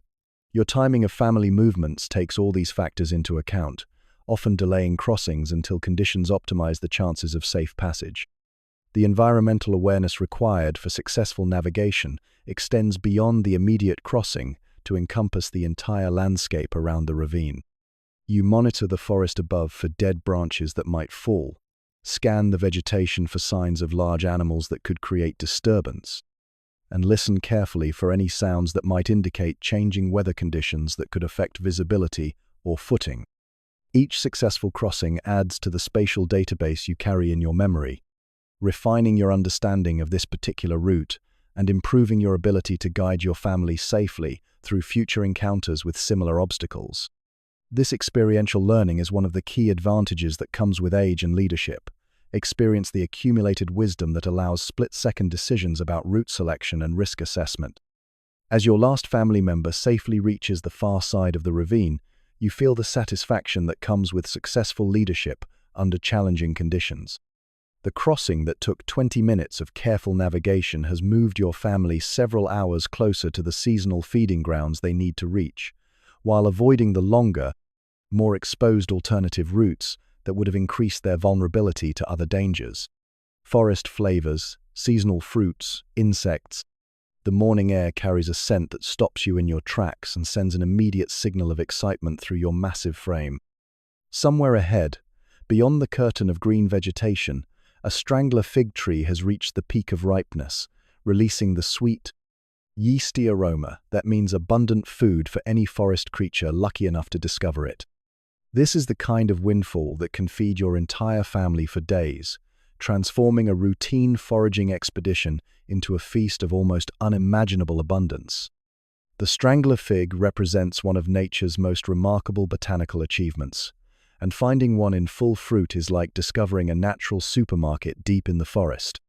These massive trees begin life as tiny seeds deposited by birds high in the forest canopy, then spend decades slowly growing downward and around their host tree until they eventually strangle and replace it entirely. The result is a hollow giant with a complex internal structure that can support massive crops of small, sweet fruits. As you push through the undergrowth toward the source of that tantalizing scent, your mouth begins to water in anticipation.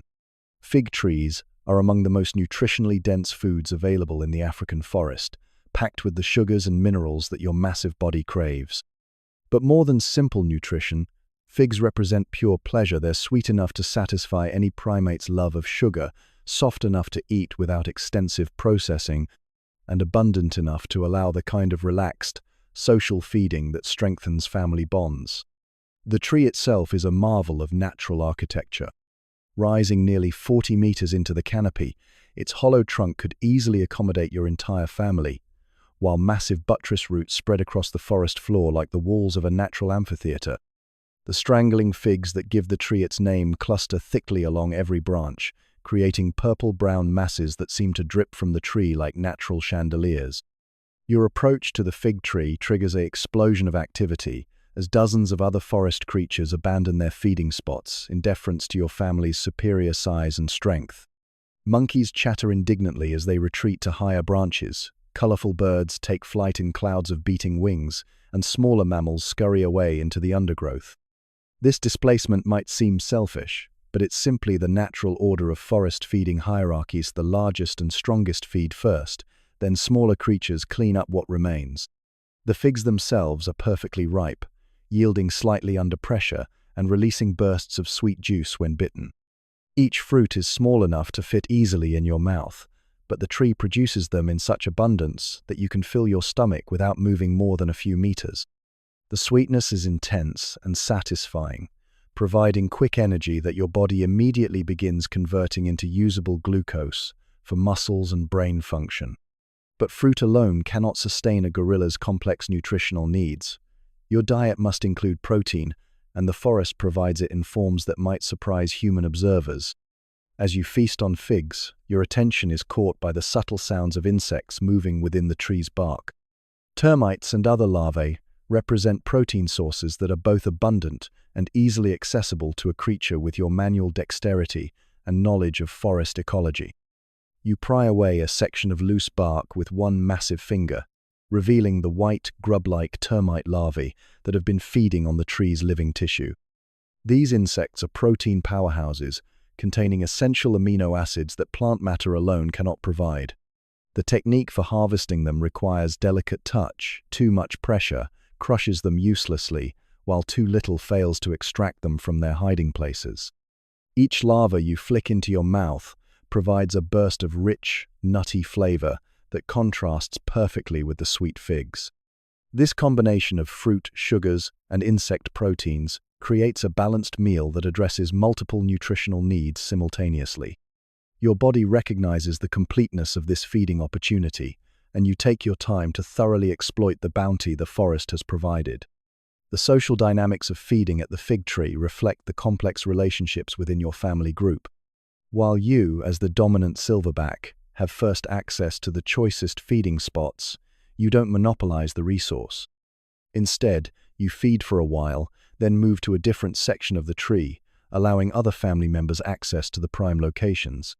This sharing behavior strengthens group cohesion and ensures that everyone benefits from the discovery. Your gut microbiome plays a crucial role in processing this diverse meal. The bacteria that live symbiotically in your digestive system have evolved specifically to handle the varied diet of forest gorillas. Some specialize in breaking down the complex carbohydrates in ripe fruits, while others focus on extracting amino acids from insect proteins. This internal ecosystem allows you to derive maximum nutrition from foods that would be largely indigestible to creatures without similar bacterial partnerships. The seasonal timing of fig ripening isn't random, it's part of a complex ecological calendar that governs the entire forest ecosystem. Different species of figs ripen at different times throughout the year, ensuring a relatively steady supply of high-quality food for the frugivorous animals that depend on them.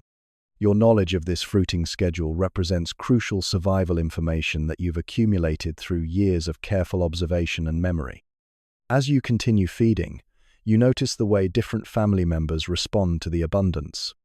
Young gorillas stuff themselves with an enthusiasm that borders on gluttony, their small stomachs quickly reaching capacity. Pregnant and nursing females eat with the focused intensity of creatures feeding not just themselves but their developing offspring. Older family members pace themselves more carefully, understanding from experience that gorging can lead to digestive discomfort later.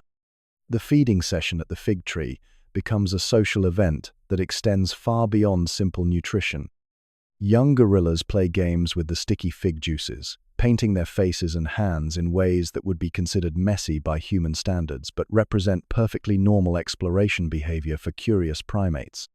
Adults engage in mutual grooming that removes fig residue while strengthening social bonds through gentle, attentive touch. The contrast between this feast and the careful, systematic foraging that characterizes most of your daily food gathering couldn't be more stark. While most meals require extensive travel, careful selection, and methodical processing, the fig tree provides abundance that allows relaxation and social interaction. These occasional windfalls represent high points in the gorilla calendar, events that are remembered and anticipated throughout the year. Threat in the canopy standoff. With forest elephants, the ground trembles beneath your feet with a rhythm that sends immediate alarm signals through every nerve in your massive body. This isn't the random vibration of wind in trees or the scurrying of small forest creatures. This is the distinctive percussion of something truly enormous moving through the forest with determined purpose. Your family freezes instantly, every member recognizing the unmistakable signature of approaching forest elephants, creatures whose size and power dwarf even your impressive physical presence. The warning signs have been building for several minutes, though only now do the pieces fall into a pattern clear enough to demand immediate attention. The sudden silence of birds in the canopy above, the absence of the usual small mammal chatter, and the subtle change in air pressure that comes when truly massive animals displace their environment. All these clues point to the approach of the forest's most formidable inhabitants. Through the green maze of undergrowth, you catch your first glimpse of grey hide moving between the trees. The forest elephant matriarch emerges into view like a living mountain, her massive bulk seeming impossible in the confines of the dense vegetation. These elephants are smaller than their savanna cousins but still dwarf every other creature in the forest, and their reputation for unpredictable aggression makes them one of the few animals that even a silverback gorilla must approach with extreme caution. Your own response follows protocols developed through thousands of years of evolutionary interaction between your species. The chest-beating display you begin isn't born of aggression, but of communication, a clear signal that this territory is occupied by a family group under the protection of a mature silverback. The hollow booming that emerges from your cupped hands against your barrel chest carries across the forest with an authority that demands attention from any creature within hearing range. But the elephant matriarch is unimpressed by your territorial announcement. Her trunk rises to test the air, gathering chemical information about your family's size, health, and emotional state with a sophistication that rivals your own olfactory abilities. The rumbling vocalization she produces in response is so low frequency that you feel it as much as hear it, a sound that seems to emerge from the earth itself rather than from any living creature. The standoff that develops is a masterpiece of evolutionary behavioral scripting. Neither species wants actual conflict. The energy expenditure and injury risk would be enormous for both sides, but neither can afford to appear weak or backing down from a resource competition. Instead, you engage in an escalating series of threat displays designed to communicate strength and determination without crossing the line into actual violence. Your family responds to your leadership cues with practiced precision. The females gather the youngest members and position themselves near escape routes while maintaining enough visibility to follow your signals. The juveniles, their eyes wide with a mixture of fear and fascination, watch intently as their primary protector faces down creatures that outweigh him by several tons. This is education in real-time survival, lessons that could mean the difference between life and death in future encounters. The elephant matriarch's own display escalates in response to your continued presence. She spreads her massive ears to appear even larger than her already imposing size, raises her trunk high above her head, and begins the characteristic head shaking that signals serious irritation.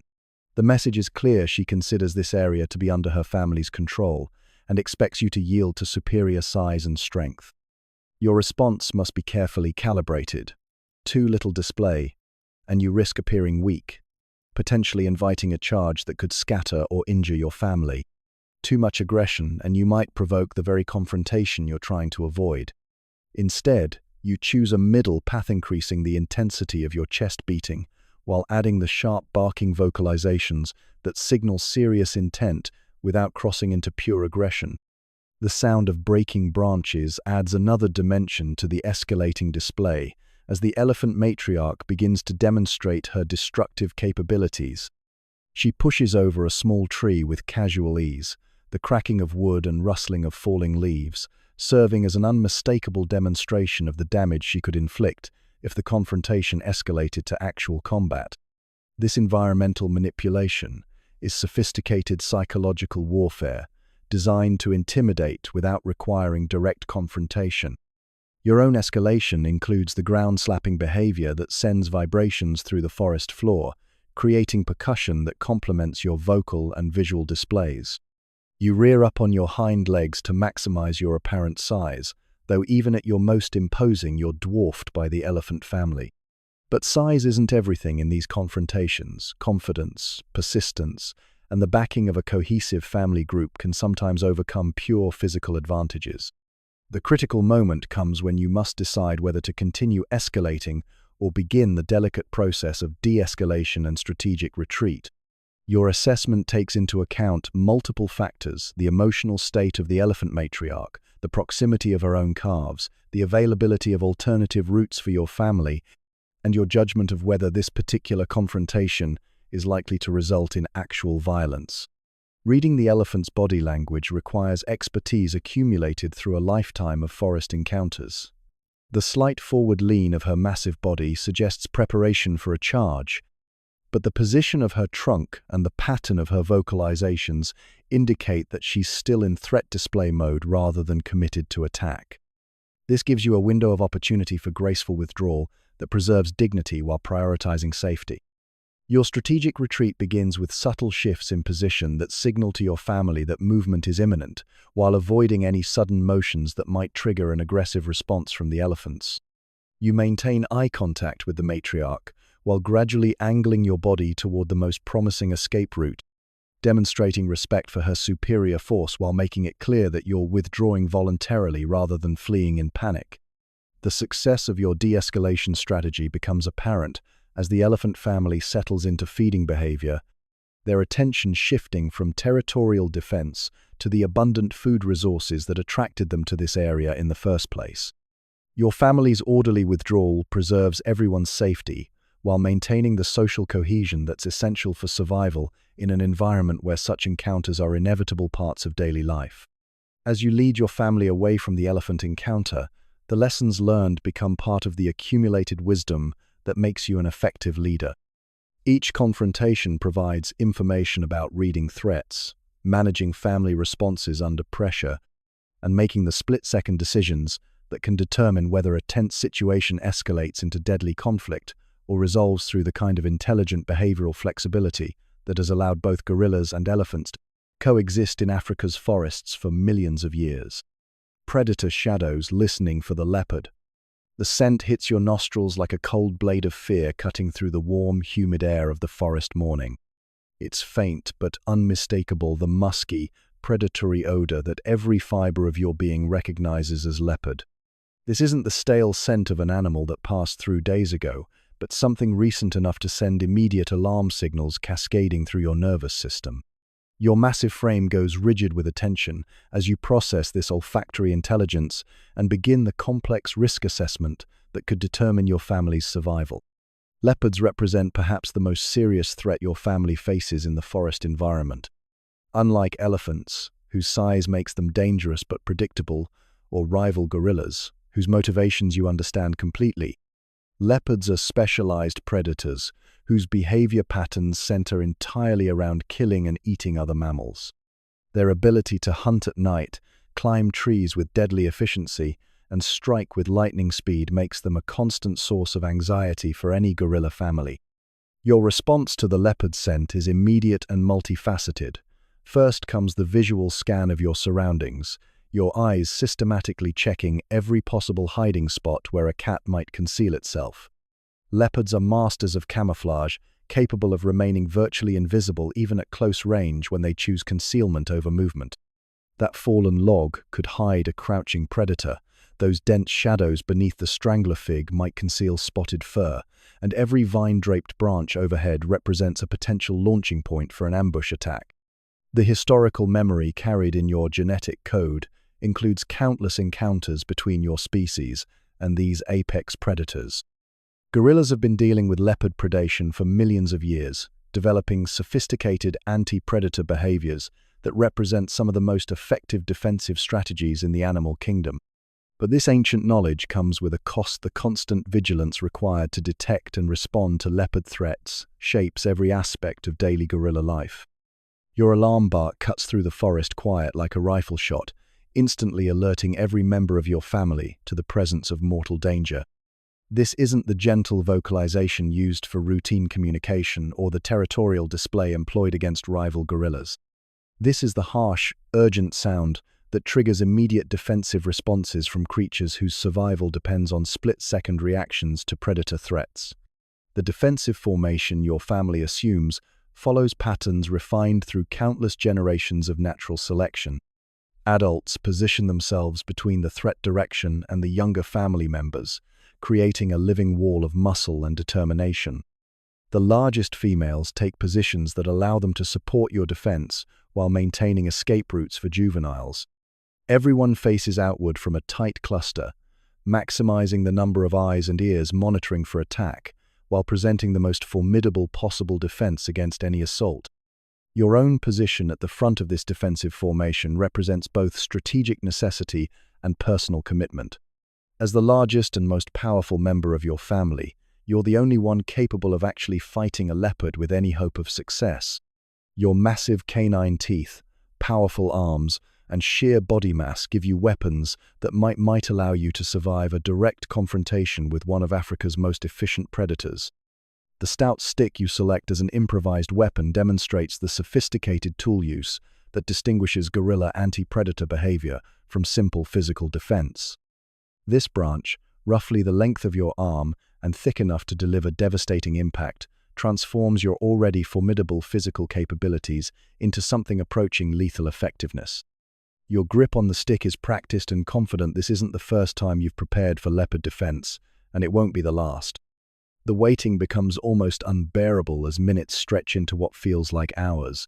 Leopards are patient hunters, capable of remaining motionless for extended periods while they assess potential prey and plan their attacks. Your family maintains defensive formation while the psychological pressure builds, every small sound and movement in the surrounding forest potentially signaling the beginning of a life-or-death struggle. The vigilance rhythm that governs your daily movements reflects the constant balance between feeding requirements and security concerns. During leopard-active periods, primarily dawn, dusk, and nighttime hours, your family's movements become more cautious and defensive. Feeding areas are chosen with escape routes in mind, sleeping sites are selected for their defensibility, and the spacing between family members decreases to allow rapid mutual support in case of attack. Young gorillas learn anti-leopard behaviors through a combination of instinct and observation, their education beginning almost from birth. They watch how adults scan the environment, how defensive formations are established, and how improvised weapons are selected and wielded. This learning process is literally a matter of life and death. Juveniles, who fail to master these skills quickly enough, become vulnerable to predation that could eliminate them before they reach reproductive age. The psychological impact of leopard threats extends far beyond the immediate danger of any single encounter. Living under constant predation pressure creates stress responses that affect everything from feeding efficiency to social relationships within the family group. The energy expenditure required for maintaining anti-predator vigilance reduces the time and attention available for other important activities like foraging, grooming, and play. Your assessment of the current threat involves complex calculations about leopard behavior patterns, environmental conditions, and your family's vulnerability status. Leopards prefer to attack isolated individuals rather than cohesive groups, hunt most actively during low-light conditions, and typically avoid confrontations with adult silverbacks unless driven by extreme hunger or protective instincts for their own offspring. The gradual fading of the leopard scent on the morning breeze suggests that the immediate threat may be passing, but your family maintains defensive alertness for much longer. Leopards are capable of circling back to attack from unexpected directions, and premature relaxation of defensive measures has proven fatal for gorilla families throughout evolutionary history. Only when the scent trail becomes clearly stale and environmental indicators suggest the predator has moved on do you allow your family to gradually resume normal activities. The relief that comes with successful predator avoidance is tempered by the knowledge that this encounter represents just one incident in an ongoing evolutionary arms race between your species and one of nature's most accomplished killers. Tomorrow will bring new scent trails, new moments of frozen terror, and new tests of the defensive strategies that have kept gorilla families alive in leopard territory for countless generations. Rainstorm respite huddling beneath broad leaves. The first fat raindrops that penetrate the forest canopy above arrive like advanced scouts for the deluge that will follow within minutes. These initial drops are enormous, having gathered size and momentum during their long fall from the towering thunderheads that have been building throughout the afternoon. When they strike the broad leaves around you, they produce hollow drumming sounds that herald the approach of one of the tropical forest's most dramatic daily spectacles, the afternoon thunderstorm that will transform your world into a living waterfall. Your family recognizes the signs immediately and begins the organized migration toward natural shelter that has protected gorillas from tropical storms for countless generations. The massive philodendron leaves that drape themselves like living umbrellas throughout the forest understory represent some of the most effective rain protection available in this green world. These leaves, some nearly 2 meters across, have evolved specifically to shed the massive quantities of water that fall during tropical downpours. The sound of approaching rain begins as a distant whisper high in the canopy, then grows rapidly into a rushing roar as billions of water droplets begin their journey from cloud to forest floor. This acoustic warning gives you precious minutes to guide your family toward the best available shelter before the full force of the storm arrives. The shelter selection process requires careful evaluation of multiple factors: wind direction, drainage patterns, and the structural integrity of your chosen refuge. You settle beneath a cluster of giant philodendrons whose broad leaves overlap like tiles on a roof, creating a natural pavilion that channels water away from the protected space beneath. Your family arranges itself in the hierarchical pattern that governs most gorilla group activities, with the most vulnerable members, infants and pregnant females, occupying the driest positions, while others arrange themselves according to size and social status. The tropical downpour that follows is both magnificent and overwhelming. Water cascades from the canopy above in sheets and torrents, transforming the normally peaceful forest into a thunderous landscape where conversation becomes impossible and visibility drops to just a few meters. The sound is so intense that it seems to come from inside your own body rather than from the external world, a percussion symphony that drowns out every other forest sound. But rather than cowering in misery, your family demonstrates the water-shedding behaviors that make tropical storms bearable rather than catastrophic. You angle your body to maximize the runoff from your dark fur, positioning yourself so that water streams away from your core rather than pooling in uncomfortable places. Your family members mirror these behaviors, creating a cluster of living drainage systems that manage the enormous quantities of water flowing around them. The younger members of your family, less concerned with staying completely dry, begin to engage in the playful rain drinking that turns the storm from ordeal into entertainment. They position themselves to catch water streaming from leaf edges, opening their mouths to gulps of clean rainwater that tastes infinitely fresher than the standing pools they normally drink from. Their pleasure in this natural water fountain is infectious, bringing smiles even to the more serious adult faces. Your own approach to the storm combines practical water management with an appreciation for the sensory richness of the experience. The smell of rain on forest earth creates an olfactory symphony that includes notes of ozone, decomposing vegetation, and the green scent of plants receiving life-giving moisture. This petrichor, the distinctive smell of rain on earth, triggers positive responses in your brain that seem to be hardwired into the nervous systems of creatures who evolved in environments where water means survival. The white noise quality of the rainfall creates an acoustic environment that's both masking and meditative. While the overwhelming sound makes it impossible to detect potential threats through hearing, it also provides a kind of auditory blanket that promotes relaxation and rest. Your breathing naturally slows and deepens in response to the rhythmic percussion of water on leaves, and you feel your heart rate decrease as the storm's hypnotic qualities take effect. The thermal effects of the tropical downpour provide welcome relief from the oppressive heat that had been building throughout the afternoon. The evaporation of rainwater from your fur creates a cooling effect that helps regulate your body temperature, while the general drop in ambient temperature that accompanies the storm provides systemic relief from heat stress. This natural air conditioning system allows your family to remain comfortable even during the most intense periods of rainfall. The duration of tropical storms follows predictable patterns that your family understands instinctively. These afternoon deluges typically last between 30 minutes and 2 hours, long enough to provide substantial water input to the forest ecosystem, but not so extended that they create serious survival challenges for forest inhabitants. Your patience during the storm reflects this understanding. This is an interruption to be endured rather than a crisis to be escaped. As the storm continues, you observe the fascinating ways that different family members cope with the enforced inactivity. Some engage in quiet grooming activities that help pass time while providing mutual comfort.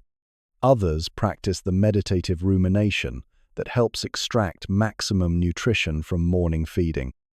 The youngest members often doze, lulled to sleep by the rhythmic pounding of rain and the security of being surrounded by protective adults. The forest around you undergoes its own transformation during the storm. Streams that were barely visible trickles an hour ago become rushing torrents carrying debris from higher elevations.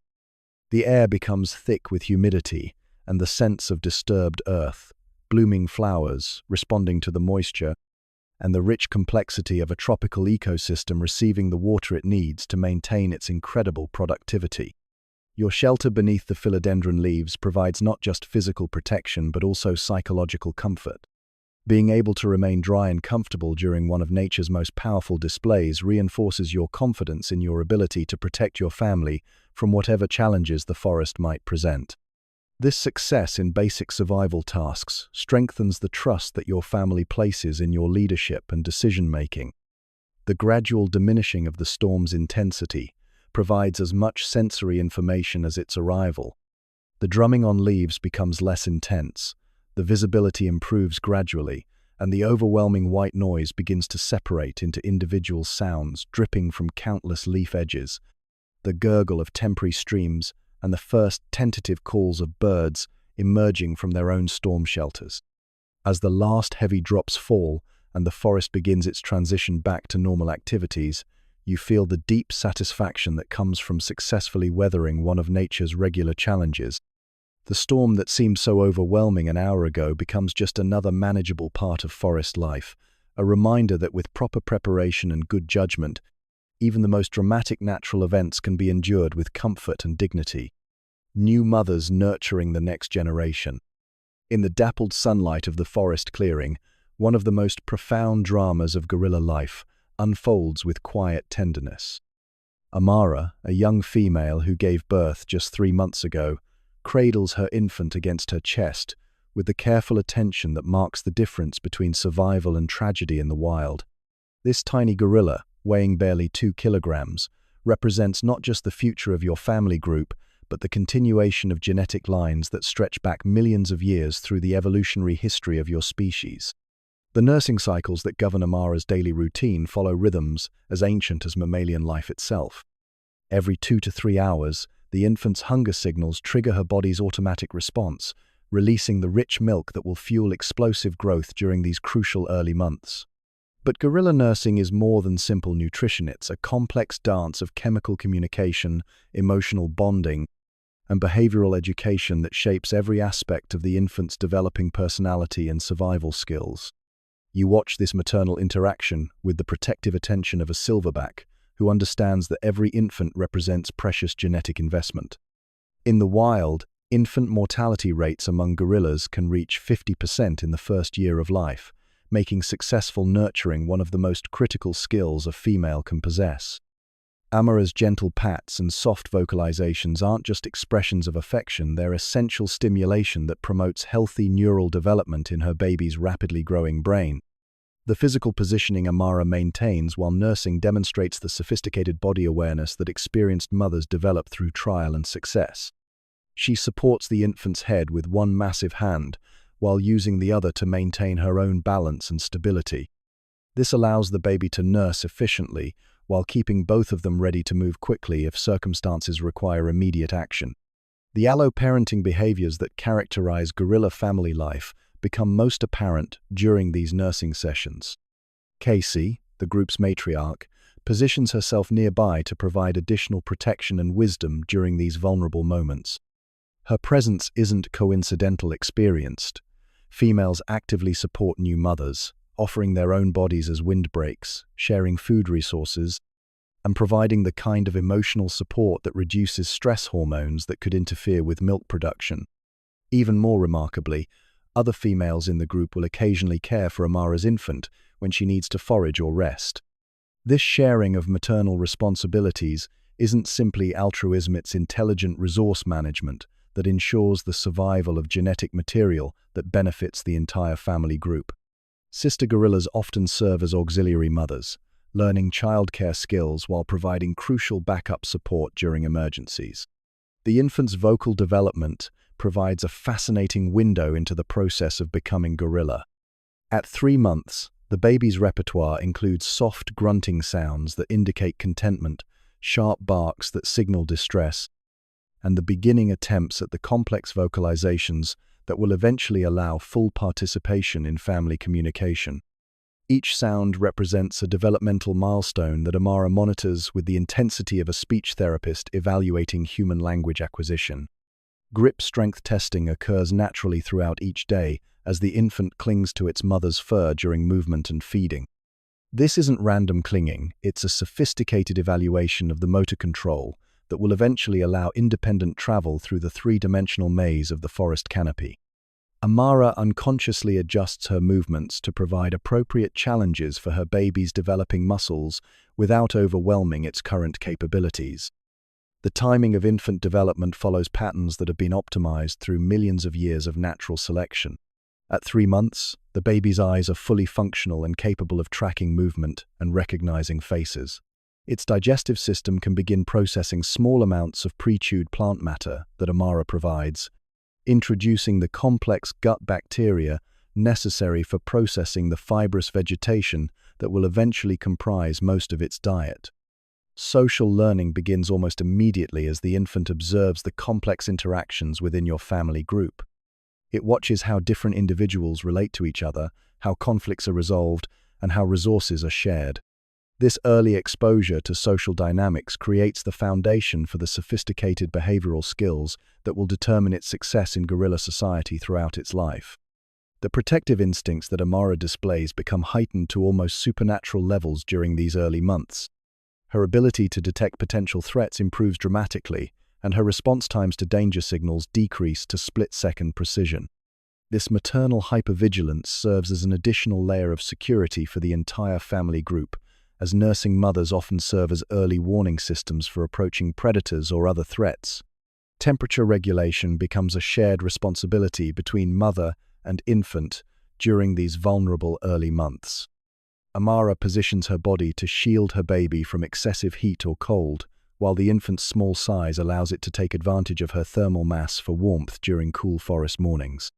This biological cooperation demonstrates the sophisticated physiological adaptations that have evolved to maximize infant survival rates. The nutritional demands of lactation require Amara to increase her own food intake substantially while maintaining the high-quality diet necessary for rich milk production. She focuses particularly on protein-rich insects and the youngest, most nutritious plant shoots. Other family members often share choice food items with nursing mothers, recognizing instinctively that supporting successful reproduction benefits everyone's genetic future. Play behaviors begin to emerge even at this early age, as the infant starts to manipulate its mother's fur, grab at interesting objects within reach, and practice the facial expressions that will become important communication tools.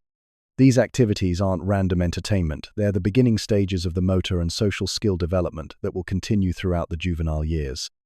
The emotional bond between Amara and her infant extends far beyond simple biological necessity. The oxytocin released during nursing and grooming creates powerful psychological connections that will influence their relationship for years to come. Even after weaning, the special relationship between mothers and offspring continues to play important roles in social dynamics and mutual protection. Your role as the protective silverback takes on additional dimensions during these early months of infant development. You're not just guarding against external threats, you're also ensuring that the family environment remains stable and supportive enough for successful child rearing. This includes mediating disputes that might disrupt nursing, selecting safe travel routes that accommodate the slower pace of mothers with infants, and choosing feeding areas that provide the nutrition nursing mothers require. The success of this nurturing process will determine not just the survival of individual infants, but the long-term viability of your entire family group. Each successfully raised young gorilla represents genetic continuity, future reproductive potential, and additional strength for facing the challenges that forest life presents. The quiet tenderness you observe in this forest clearing carries the weight of species survival and the hopes of countless future generations. Teaching tools using sticks to fish for ants. The massive termite mound that rises from the forest floor like a natural skyscraper represents both challenge and opportunity for your family group. These architectural marvels, built by millions of tiny insects over years of dedicated construction, contain protein-rich treasures that could supplement your family's diet significantly if you can figure out how to access them efficiently. This is where the sophisticated tool use behaviors that distinguish gorillas from most other animals become essential survival skills. You approach the termite mound with the methodical attention of an engineer surveying a complex problem. The structure itself is a marvel of insect engineering, rising nearly 2 meters above the forest floor and extending deep underground through a network of tunnels and chambers that house millions of individual termites. The exterior surface is hardened clay that's been mixed with termite saliva to create a concrete-like material that protects the colony from both weather and predators. The selection of appropriate tools requires careful evaluation of available materials and understanding of the specific requirements for termite extraction. You scan the surrounding vegetation for twigs that meet precise criteria, straight enough to navigate the termite tunnels, flexible enough to bend without breaking, thin enough to fit through the openings, and long enough to reach deep into the mound where the fattest larvae reside. Your hands work with surprising delicacy as you strip the selected twig of its leaves and side branches, creating a probe that's perfectly adapted for its intended purpose. This isn't random tool modification, it's sophisticated engineering that demonstrates understanding of cause and effect relationships. Each leaf removed improves the stick's functionality, while careful attention to length and thickness maximizes its effectiveness for the specific task ahead. The technique for termite fishing requires patience and skill that takes years to master completely. You insert the prepared stick into one of the small openings that dot the termite mound's surface, pushing it carefully into the tunnel system until you feel the resistance that indicates you've reached an active chamber. The goal isn't to simply stab blindly into the mound, it's to locate areas where termites will grab onto your probe, allowing you to extract them like living fishing lures. The termite's defensive response to your intrusion works in your favor during this process. When worker termites detect the foreign object in their tunnels, they attack it with their mandibles, gripping the stick with sufficient force that careful withdrawal brings them to the surface where they can be collected.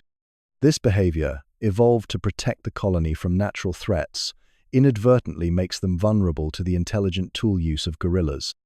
Your licking technique for collecting the termites demonstrates the precise motor control that makes this feeding strategy possible. As you slowly withdraw the stick from the termite mound, termites clinging to its surface must be quickly harvested before they can release their grip and return to the safety of their tunnels. The sweeping motion of your tongue along the stick's length captures multiple insects in a single fluid movement. The taste of fresh termites provides a burst of rich, nutty flavor that's completely different from the plant matter that comprises most of your diet. These insects are packed with protein, fat, and trace minerals that your massive body needs but can't easily obtain from vegetation alone. The amino acid profile of termite protein is particularly valuable, providing building blocks for muscle maintenance and growth that plant sources can't match. Cultural transmission of tool use techniques represents one of the most sophisticated aspects of gorilla behavior. Young family members crowd around during your termite fishing demonstration, watching intently as you select materials, modify tools, and execute the delicate extraction process. This isn't instinctive behavior, it's learned skill that must be passed down through generations of careful observation and practice. The youngest gorillas begin their tool use education by simply manipulating sticks and twigs without any clear purpose, developing the manual dexterity and understanding of material properties that will eventually allow them to create effective tools. They practice inserting sticks into holes in logs, trees, and other surfaces, gradually learning the relationship between tool characteristics and functional success. Older juveniles attempt to mimic your technique with varying degrees of success. Their early efforts often result in broken tools, lost termites, and frustrated vocalizations, but each attempt provides valuable learning opportunities. You occasionally offer gentle guidance, repositioning their hands or demonstrating proper technique, but mostly you allow them to learn through trial and error. The comparison between gorilla tool use and human technology reveals fascinating parallels in cognitive development. Like human children learning to use implements, young gorillas must understand abstract relationships between cause and effect, develop fine motor control, and learn to modify objects to serve specific purposes. The stick becomes an extension of their bodies, requiring the kind of spatial reasoning that underlies all sophisticated tool use. The efficiency gained through proper tool use can significantly impact your family's nutritional status. A skilled termite fisher can extract hundreds of insects in a relatively short period, providing protein equivalent to hours of plant foraging. This efficiency allows more time for other important activities like social bonding, territory patrol, and rest, improving overall quality of life for the entire family group. The seasonal timing of termite fishing connects to broader patterns in forest ecology and insect life cycles. Certain times of year provide optimal opportunities for this type of foraging, when termite colonies are most active and accessible. Your knowledge of these timing patterns represents another layer of cultural information that must be transmitted to younger generations for their future survival success. Different termite species require different techniques and tools, adding complexity to the learning process. Some species build harder mounds that require more robust tools, while others construct tunnels with different dimensions that demand specific probe characteristics. This variability ensures that mastery of termite fishing requires years of experience and continuous learning. The social aspects of tool use extend beyond simple technique transmission to include sharing of productive sites and cooperation during foraging. When you discover a particularly rich termite mound, other family members are welcome to try their own fishing attempts, creating collaborative foraging sessions that strengthen group bonds while providing nutrition for everyone. The cognitive demands of successful tool use represent some of the most sophisticated mental processes in the animal kingdom. Planning ahead to gather appropriate materials, modifying those materials for specific purposes, and executing complex behavioral sequences all require abstract thinking abilities that were once thought to be uniquely human. Your effortless mastery of these skills demonstrates the remarkable intelligence that has allowed gorillas to thrive in complex forest environments for millions of years. Territory patrol, branch-beating border march. The morning mist clings to the forest floor as you begin the territorial circuit that marks the boundaries of your family's home range. This isn't a casual stroll through familiar woodsits, a systematic patrol that serves multiple critical functions in maintaining your group's security and resource access. Every tree, every stream crossing, every ridge and valley within these boundaries represents territory that you must actively defend through regular demonstration of your presence and commitment to its protection. Your route follows ancient pathways worn smooth by generations of gorilla families who have claimed this forest section as their own. These trails aren't random routes through the vegetation, they're strategic corridors that connect critical resources while providing optimal observation points for detecting intruders or threats. The pathway system represents accumulated wisdom about efficient movement through complex terrain, knowledge that's been refined through countless generations of trial and territorial success. The branch-beating displays that punctuate your patrol serve as acoustic markers that announce your presence to any rivals who might be considering encroachment. When you select a suitable tree and begin the rhythmic pounding that creates thunderous percussion throughout the forest, you're engaging in behavior that's both communication and intimidation. The hollow booming carries for kilometers through the dense vegetation, serving as an unmistakable announcement that this territory remains under active protection.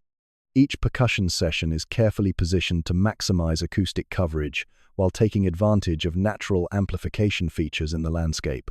Valleys and clearings can enhance the projection of your drumming, while dense vegetation might muffle the sound and reduce its effective range. Your understanding of forest acoustics allows you to choose beating locations that ensure maximum territorial coverage with optimal energy efficiency. The scent-marking behavior that accompanies your territorial patrol involves sophisticated chemical communication that operates on timeframes much longer than vocal displays. When you rub your body against specific trees and rocks, you're depositing odor signatures that remain detectable for weeks after your passage. These scent posts serve as persistent territorial markers that continue announcing your claim even when you're not physically present in the area. Your scent glands produce complex chemical signatures that carry detailed information about your identity, health status, and recent activities. Other gorillas can read these chemical messages with remarkable precision, determining not just that a silverback has passed through the area, but specifically which silverback, how recently, and what his current physical condition might be. This olfactory communication system creates a persistent territorial boundary that supplements your periodic physical patrols. The landmarks that anchor your territorial knowledge create a mental map of extraordinary detail and accuracy. That distinctive strangler fig with the hollow trunk serves as a major navigation reference point, while the mineral lick near the seasonal stream provides both a boundary marker and a critical resource that must be defended from competitor access. Your spatial memory encompasses dozens of such landmarks, creating a cognitive map that guides both daily movements and long-term territorial strategy. The encounters with distant kin bands that occasionally occur during border patrols require delicate diplomatic handling that balances territorial assertion with family relationship maintenance. When you detect the presence of other gorilla groups near your boundaries, your response must consider not just immediate territorial concerns, but also long-term social relationships that might prove beneficial during future emergencies or resource shortages. Tension diffusion rituals have evolved to handle these inevitable border encounters without forcing every interaction into violent confrontation. The stylized displays and vocalizations that occur when two silverbacks meet at territorial boundaries serve similar functions to diplomatic protocols in human societies. They allow both parties to demonstrate strength and commitment while providing face-saving alternatives to potentially lethal combat. The seasonal variations in territorial pressure require constant adjustment of your patrol intensity and defensive strategies.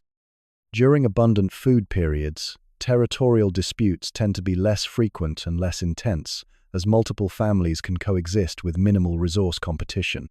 But during lean seasons, when high-quality food becomes scarce, territorial boundaries become more critical and require more aggressive defense to maintain family access to survival resources.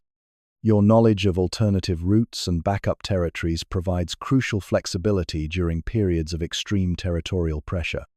If neighboring silverbacks become too aggressive or environmental conditions make certain areas temporarily unusable, you must be prepared to guide your family to secondary areas that can provide adequate resources until normal territorial access can be restored. The vine bridge that spans the small gorge represents both a critical transportation link and a potential vulnerability in your territorial defense. This natural crossing point must be regularly inspected and maintained, as its loss would force lengthy detours that could expose your family to unnecessary risks. The engineering assessment you perform during each patrol includes checking for structural damage, clearing debris, and ensuring continued accessibility. The salt-rich clay wallow near the heart of your territory provides mineral supplements that are essential for your family's health, but also attracts other animals who might compete for access. Your territorial defense must balance the need to maintain exclusive access to this critical resource against the energy costs of constantly driving away other species who also require mineral supplementation for their survival. The patrol route you follow has been optimized through years of experience to provide maximum territorial coverage with efficient energy expenditure. The circuit takes approximately 6 hours to complete at a thorough pace, allowing detailed inspection of all critical areas while returning you to your family before energy reserves become seriously depleted. This timing ensures that territorial defense doesn't compromise your primary responsibility for family protection and leadership. The psychological aspects of territorial ownership extend far beyond simple resource access to encompass fundamental security needs that affect every aspect of family life. A family group with secure territorial boundaries can forage more efficiently, rest more completely, and engage in social activities with greater relaxation than one that must constantly worry about territorial challenges and resource access. Your assessment of territorial threats requires constant evaluation of changing conditions that might affect your ability to maintain exclusive access to critical resources.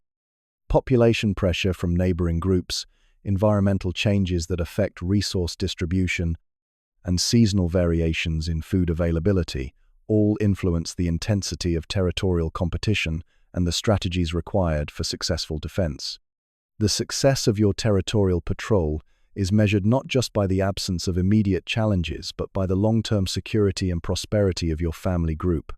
A well-defended territory allows your offspring to grow up in relative safety, provides reliable access to the resources needed for successful reproduction, and creates the stable environment necessary for passing cultural knowledge to the next generation of gorillas who will eventually inherit responsibility for defending this same forest homeland.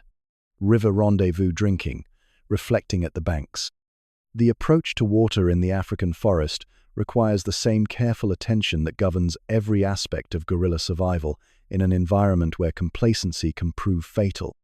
As you lead your family toward the river's edge, your senses operate at maximum alertness, processing every sight, sound, and scent for indications of the danger that water sources inevitably attract. Rivers and streams serve as highways for predators, gathering points for competitors, and hunting grounds for the ancient reptiles whose patience and power have earned them a place among Africa's most feared inhabitants. The slow, deliberate pace of your approach reflects hard-won wisdom about the risks associated with water access.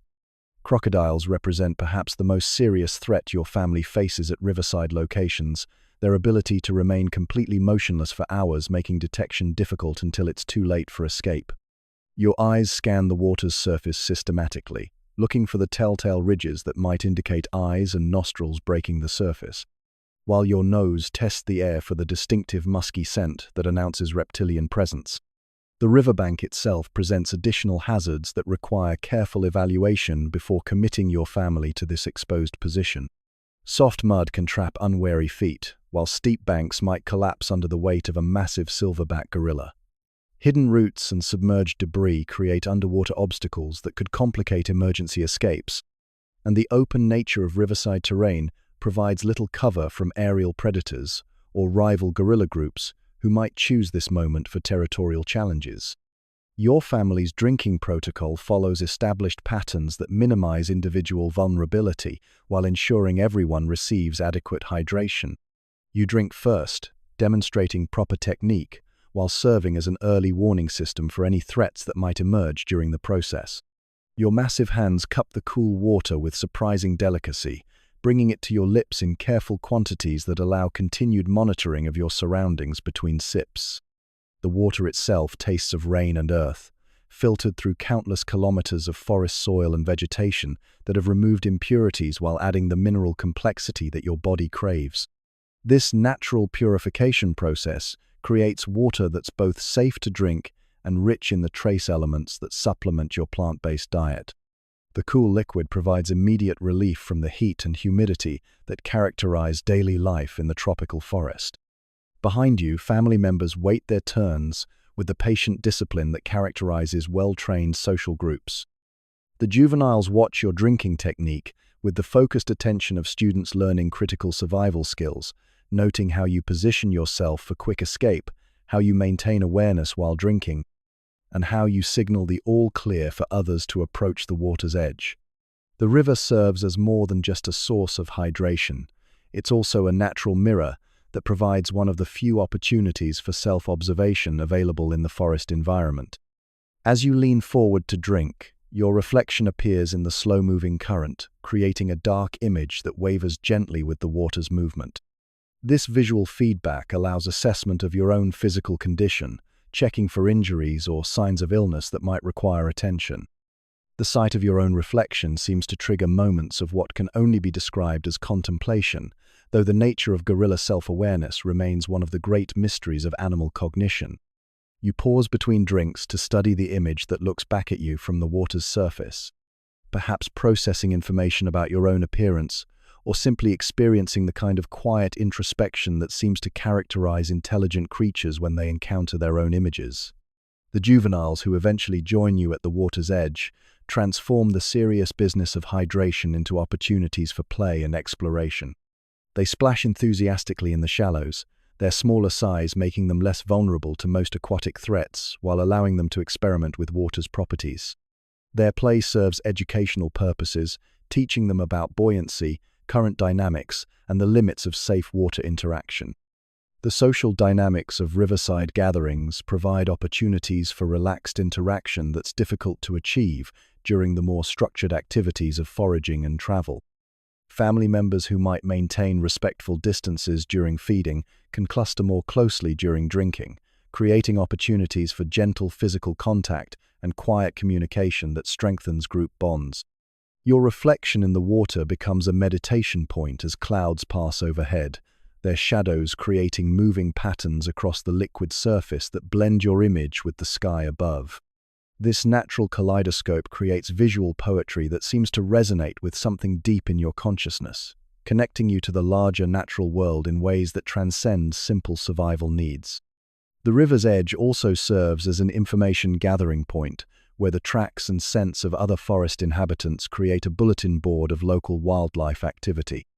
The muddy banks preserve footprints that tell stories about who has visited this location, when they came, and what their current health and stress levels might be.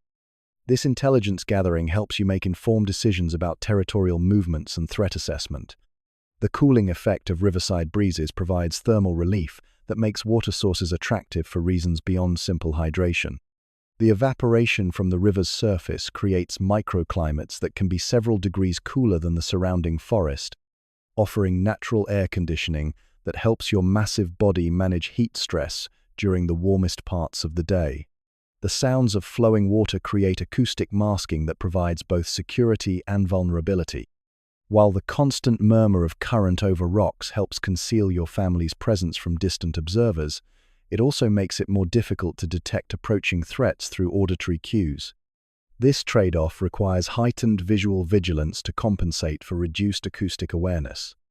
As your family completes the drinking ritual and prepares to leave the riverside, you take one final look at your reflection in the moving water. The image wavers and disappears as wind disturbs the surface, but the memory of that momentary self-recognition lingers as you guide your family back into the protective embrace of the forest canopy. The successful water access represents another small victory in the daily challenge of keeping your loved ones safe and healthy in a world where every routine activity carries potential dangers and rewards. Night chorus building the evening nest. As the golden light of afternoon begins its gradual fade toward the purple shadows of tropical evening, the ancient ritual of nest construction calls to you with the urgent voice of survival instinct. This daily architecture project isn't simply about comfort, it's about security, thermoregulation, and positioning your family for maximum safety during the vulnerable hours of darkness when leopards hunt and other dangers move through the forest with deadly stealth. The site selection process requires evaluation of multiple factors that could mean the difference between peaceful sleep and midnight terror. Your eyes scan potential nest trees with the methodical attention of an engineer assessing structural integrity, while your nose tests air currents for scent trails that might indicate predator presence or territorial conflicts.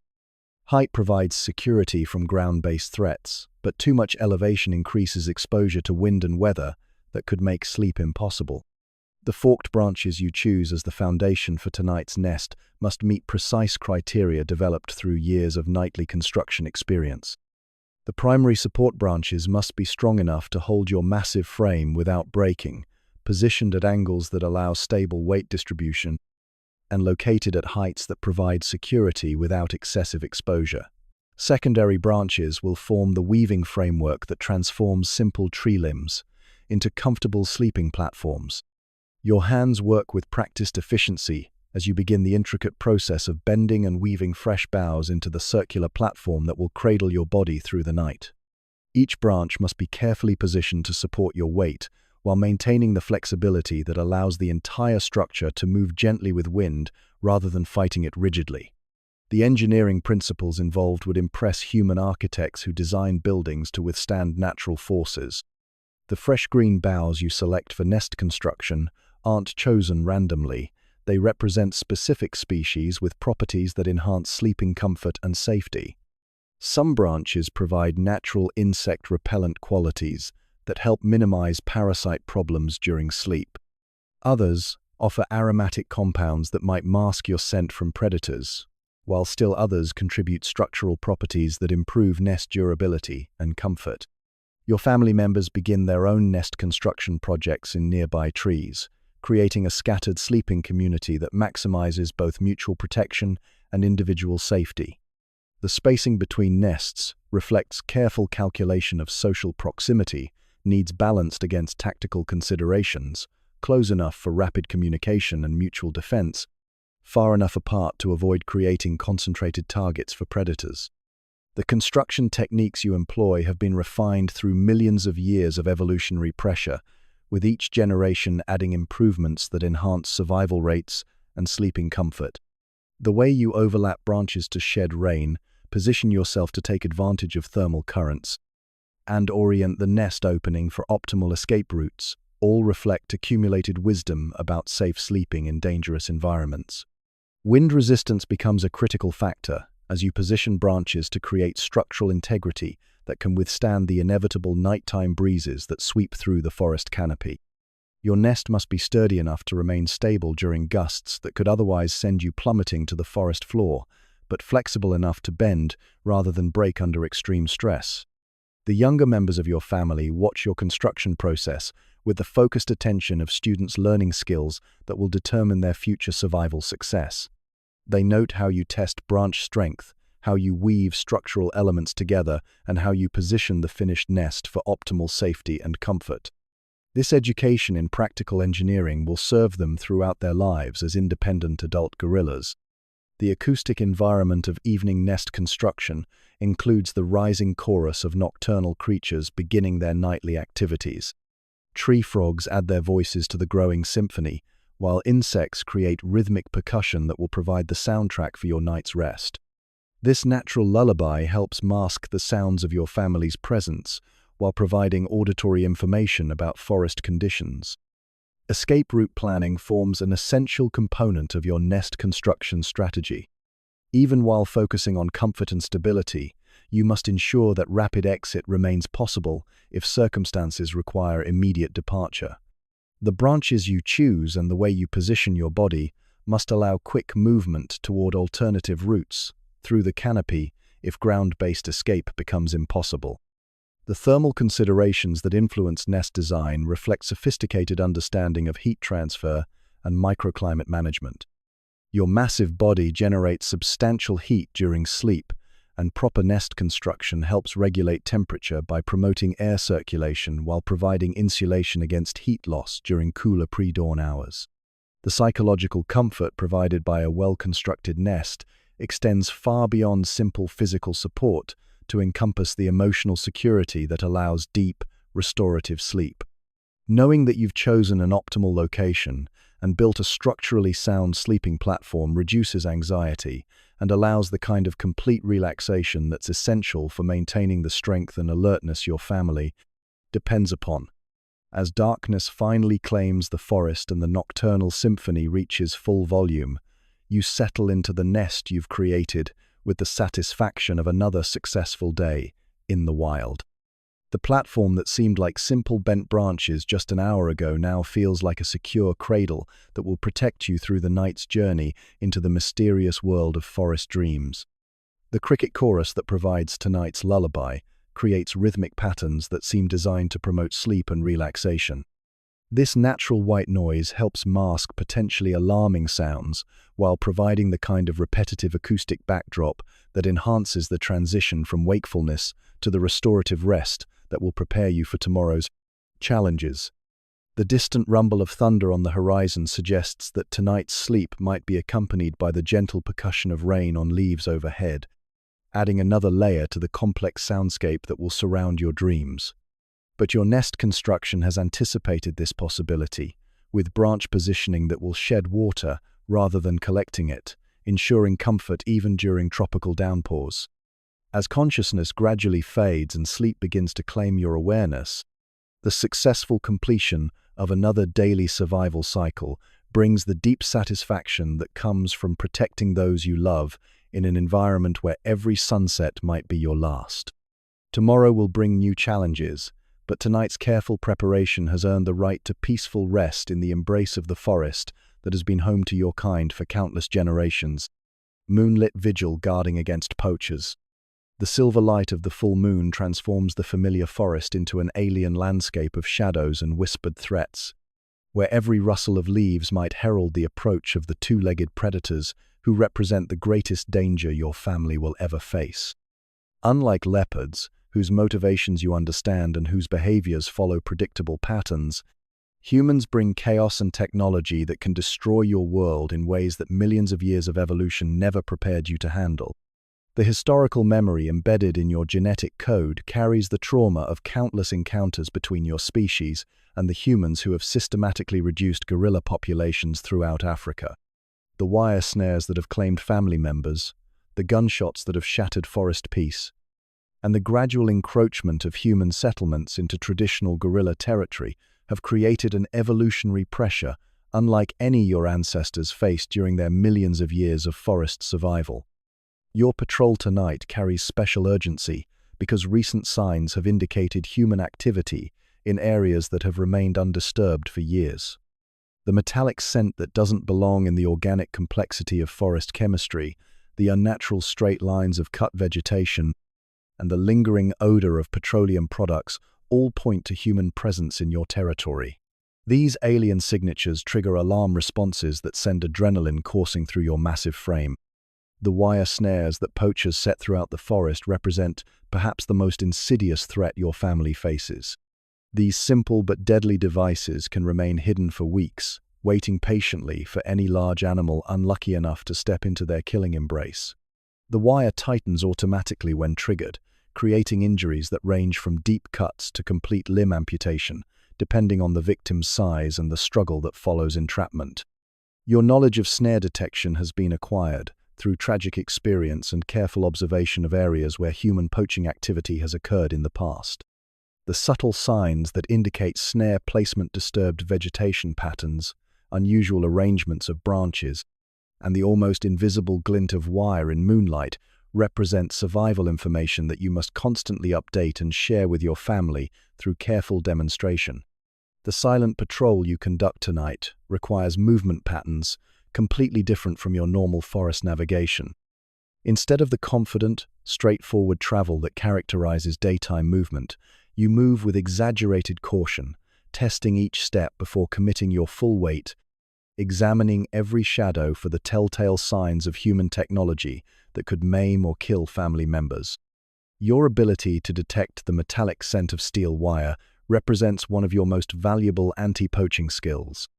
Human manufacturing leaves chemical signatures that persist long after installation, creating olfactory warnings that can save lives if detected early enough.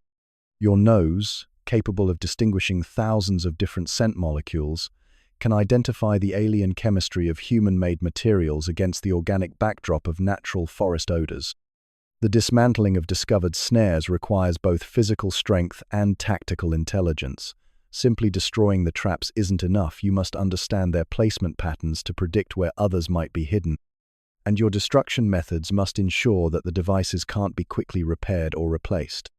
Your powerful hands can snap steel wire that would be impossible for humans to break, but the process must be conducted carefully to avoid injury from sharp edges or spring-loaded mechanisms. The emotional impact of discovering snares extends far beyond simple fear to encompass a kind of grief for the loss of innocence that human encroachment represents. The forest that once provided complete security for your family has been transformed into a landscape of hidden dangers where every step requires vigilance and every familiar path might conceal deadly surprises. Your family's response to your anti-poaching patrol demonstrates their complete trust in your ability to navigate these human-created dangers.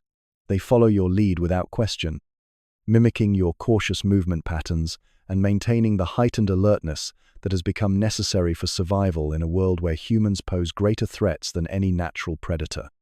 The conservation efforts that some humans have undertaken to protect gorilla populations represent a complex reality that challenges simple categorization of all humans as threats. The dedicated individuals who risk their own safety to guard gorilla families, the researchers who work to understand and protect gorilla habitat, and the conservationists who fight against poaching and habitat destruction demonstrate that not all human interaction with gorillas is destructive. But distinguishing between protective humans and threatening ones requires discrimination abilities that exceed the capabilities of even the most intelligent gorillas.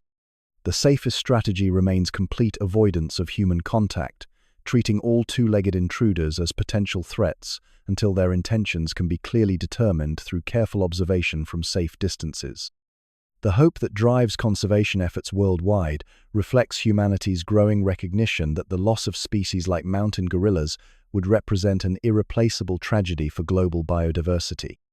The intelligence, social complexity, and emotional richness that characterize gorilla families provide windows into evolutionary history and ecological relationships that would disappear forever if current population declines continue unchecked. Your moonlit vigil tonight represents just one battle in a larger war for survival that extends far beyond individual family groups to encompass entire species and ecosystems. The success of your anti-poaching efforts protects not just your immediate family, but also the genetic diversity and cultural knowledge that make gorilla populations viable over long-term timescales. The technological tools that poachers employ continue to evolve, requiring constant adaptation of anti-poaching strategies and detection methods.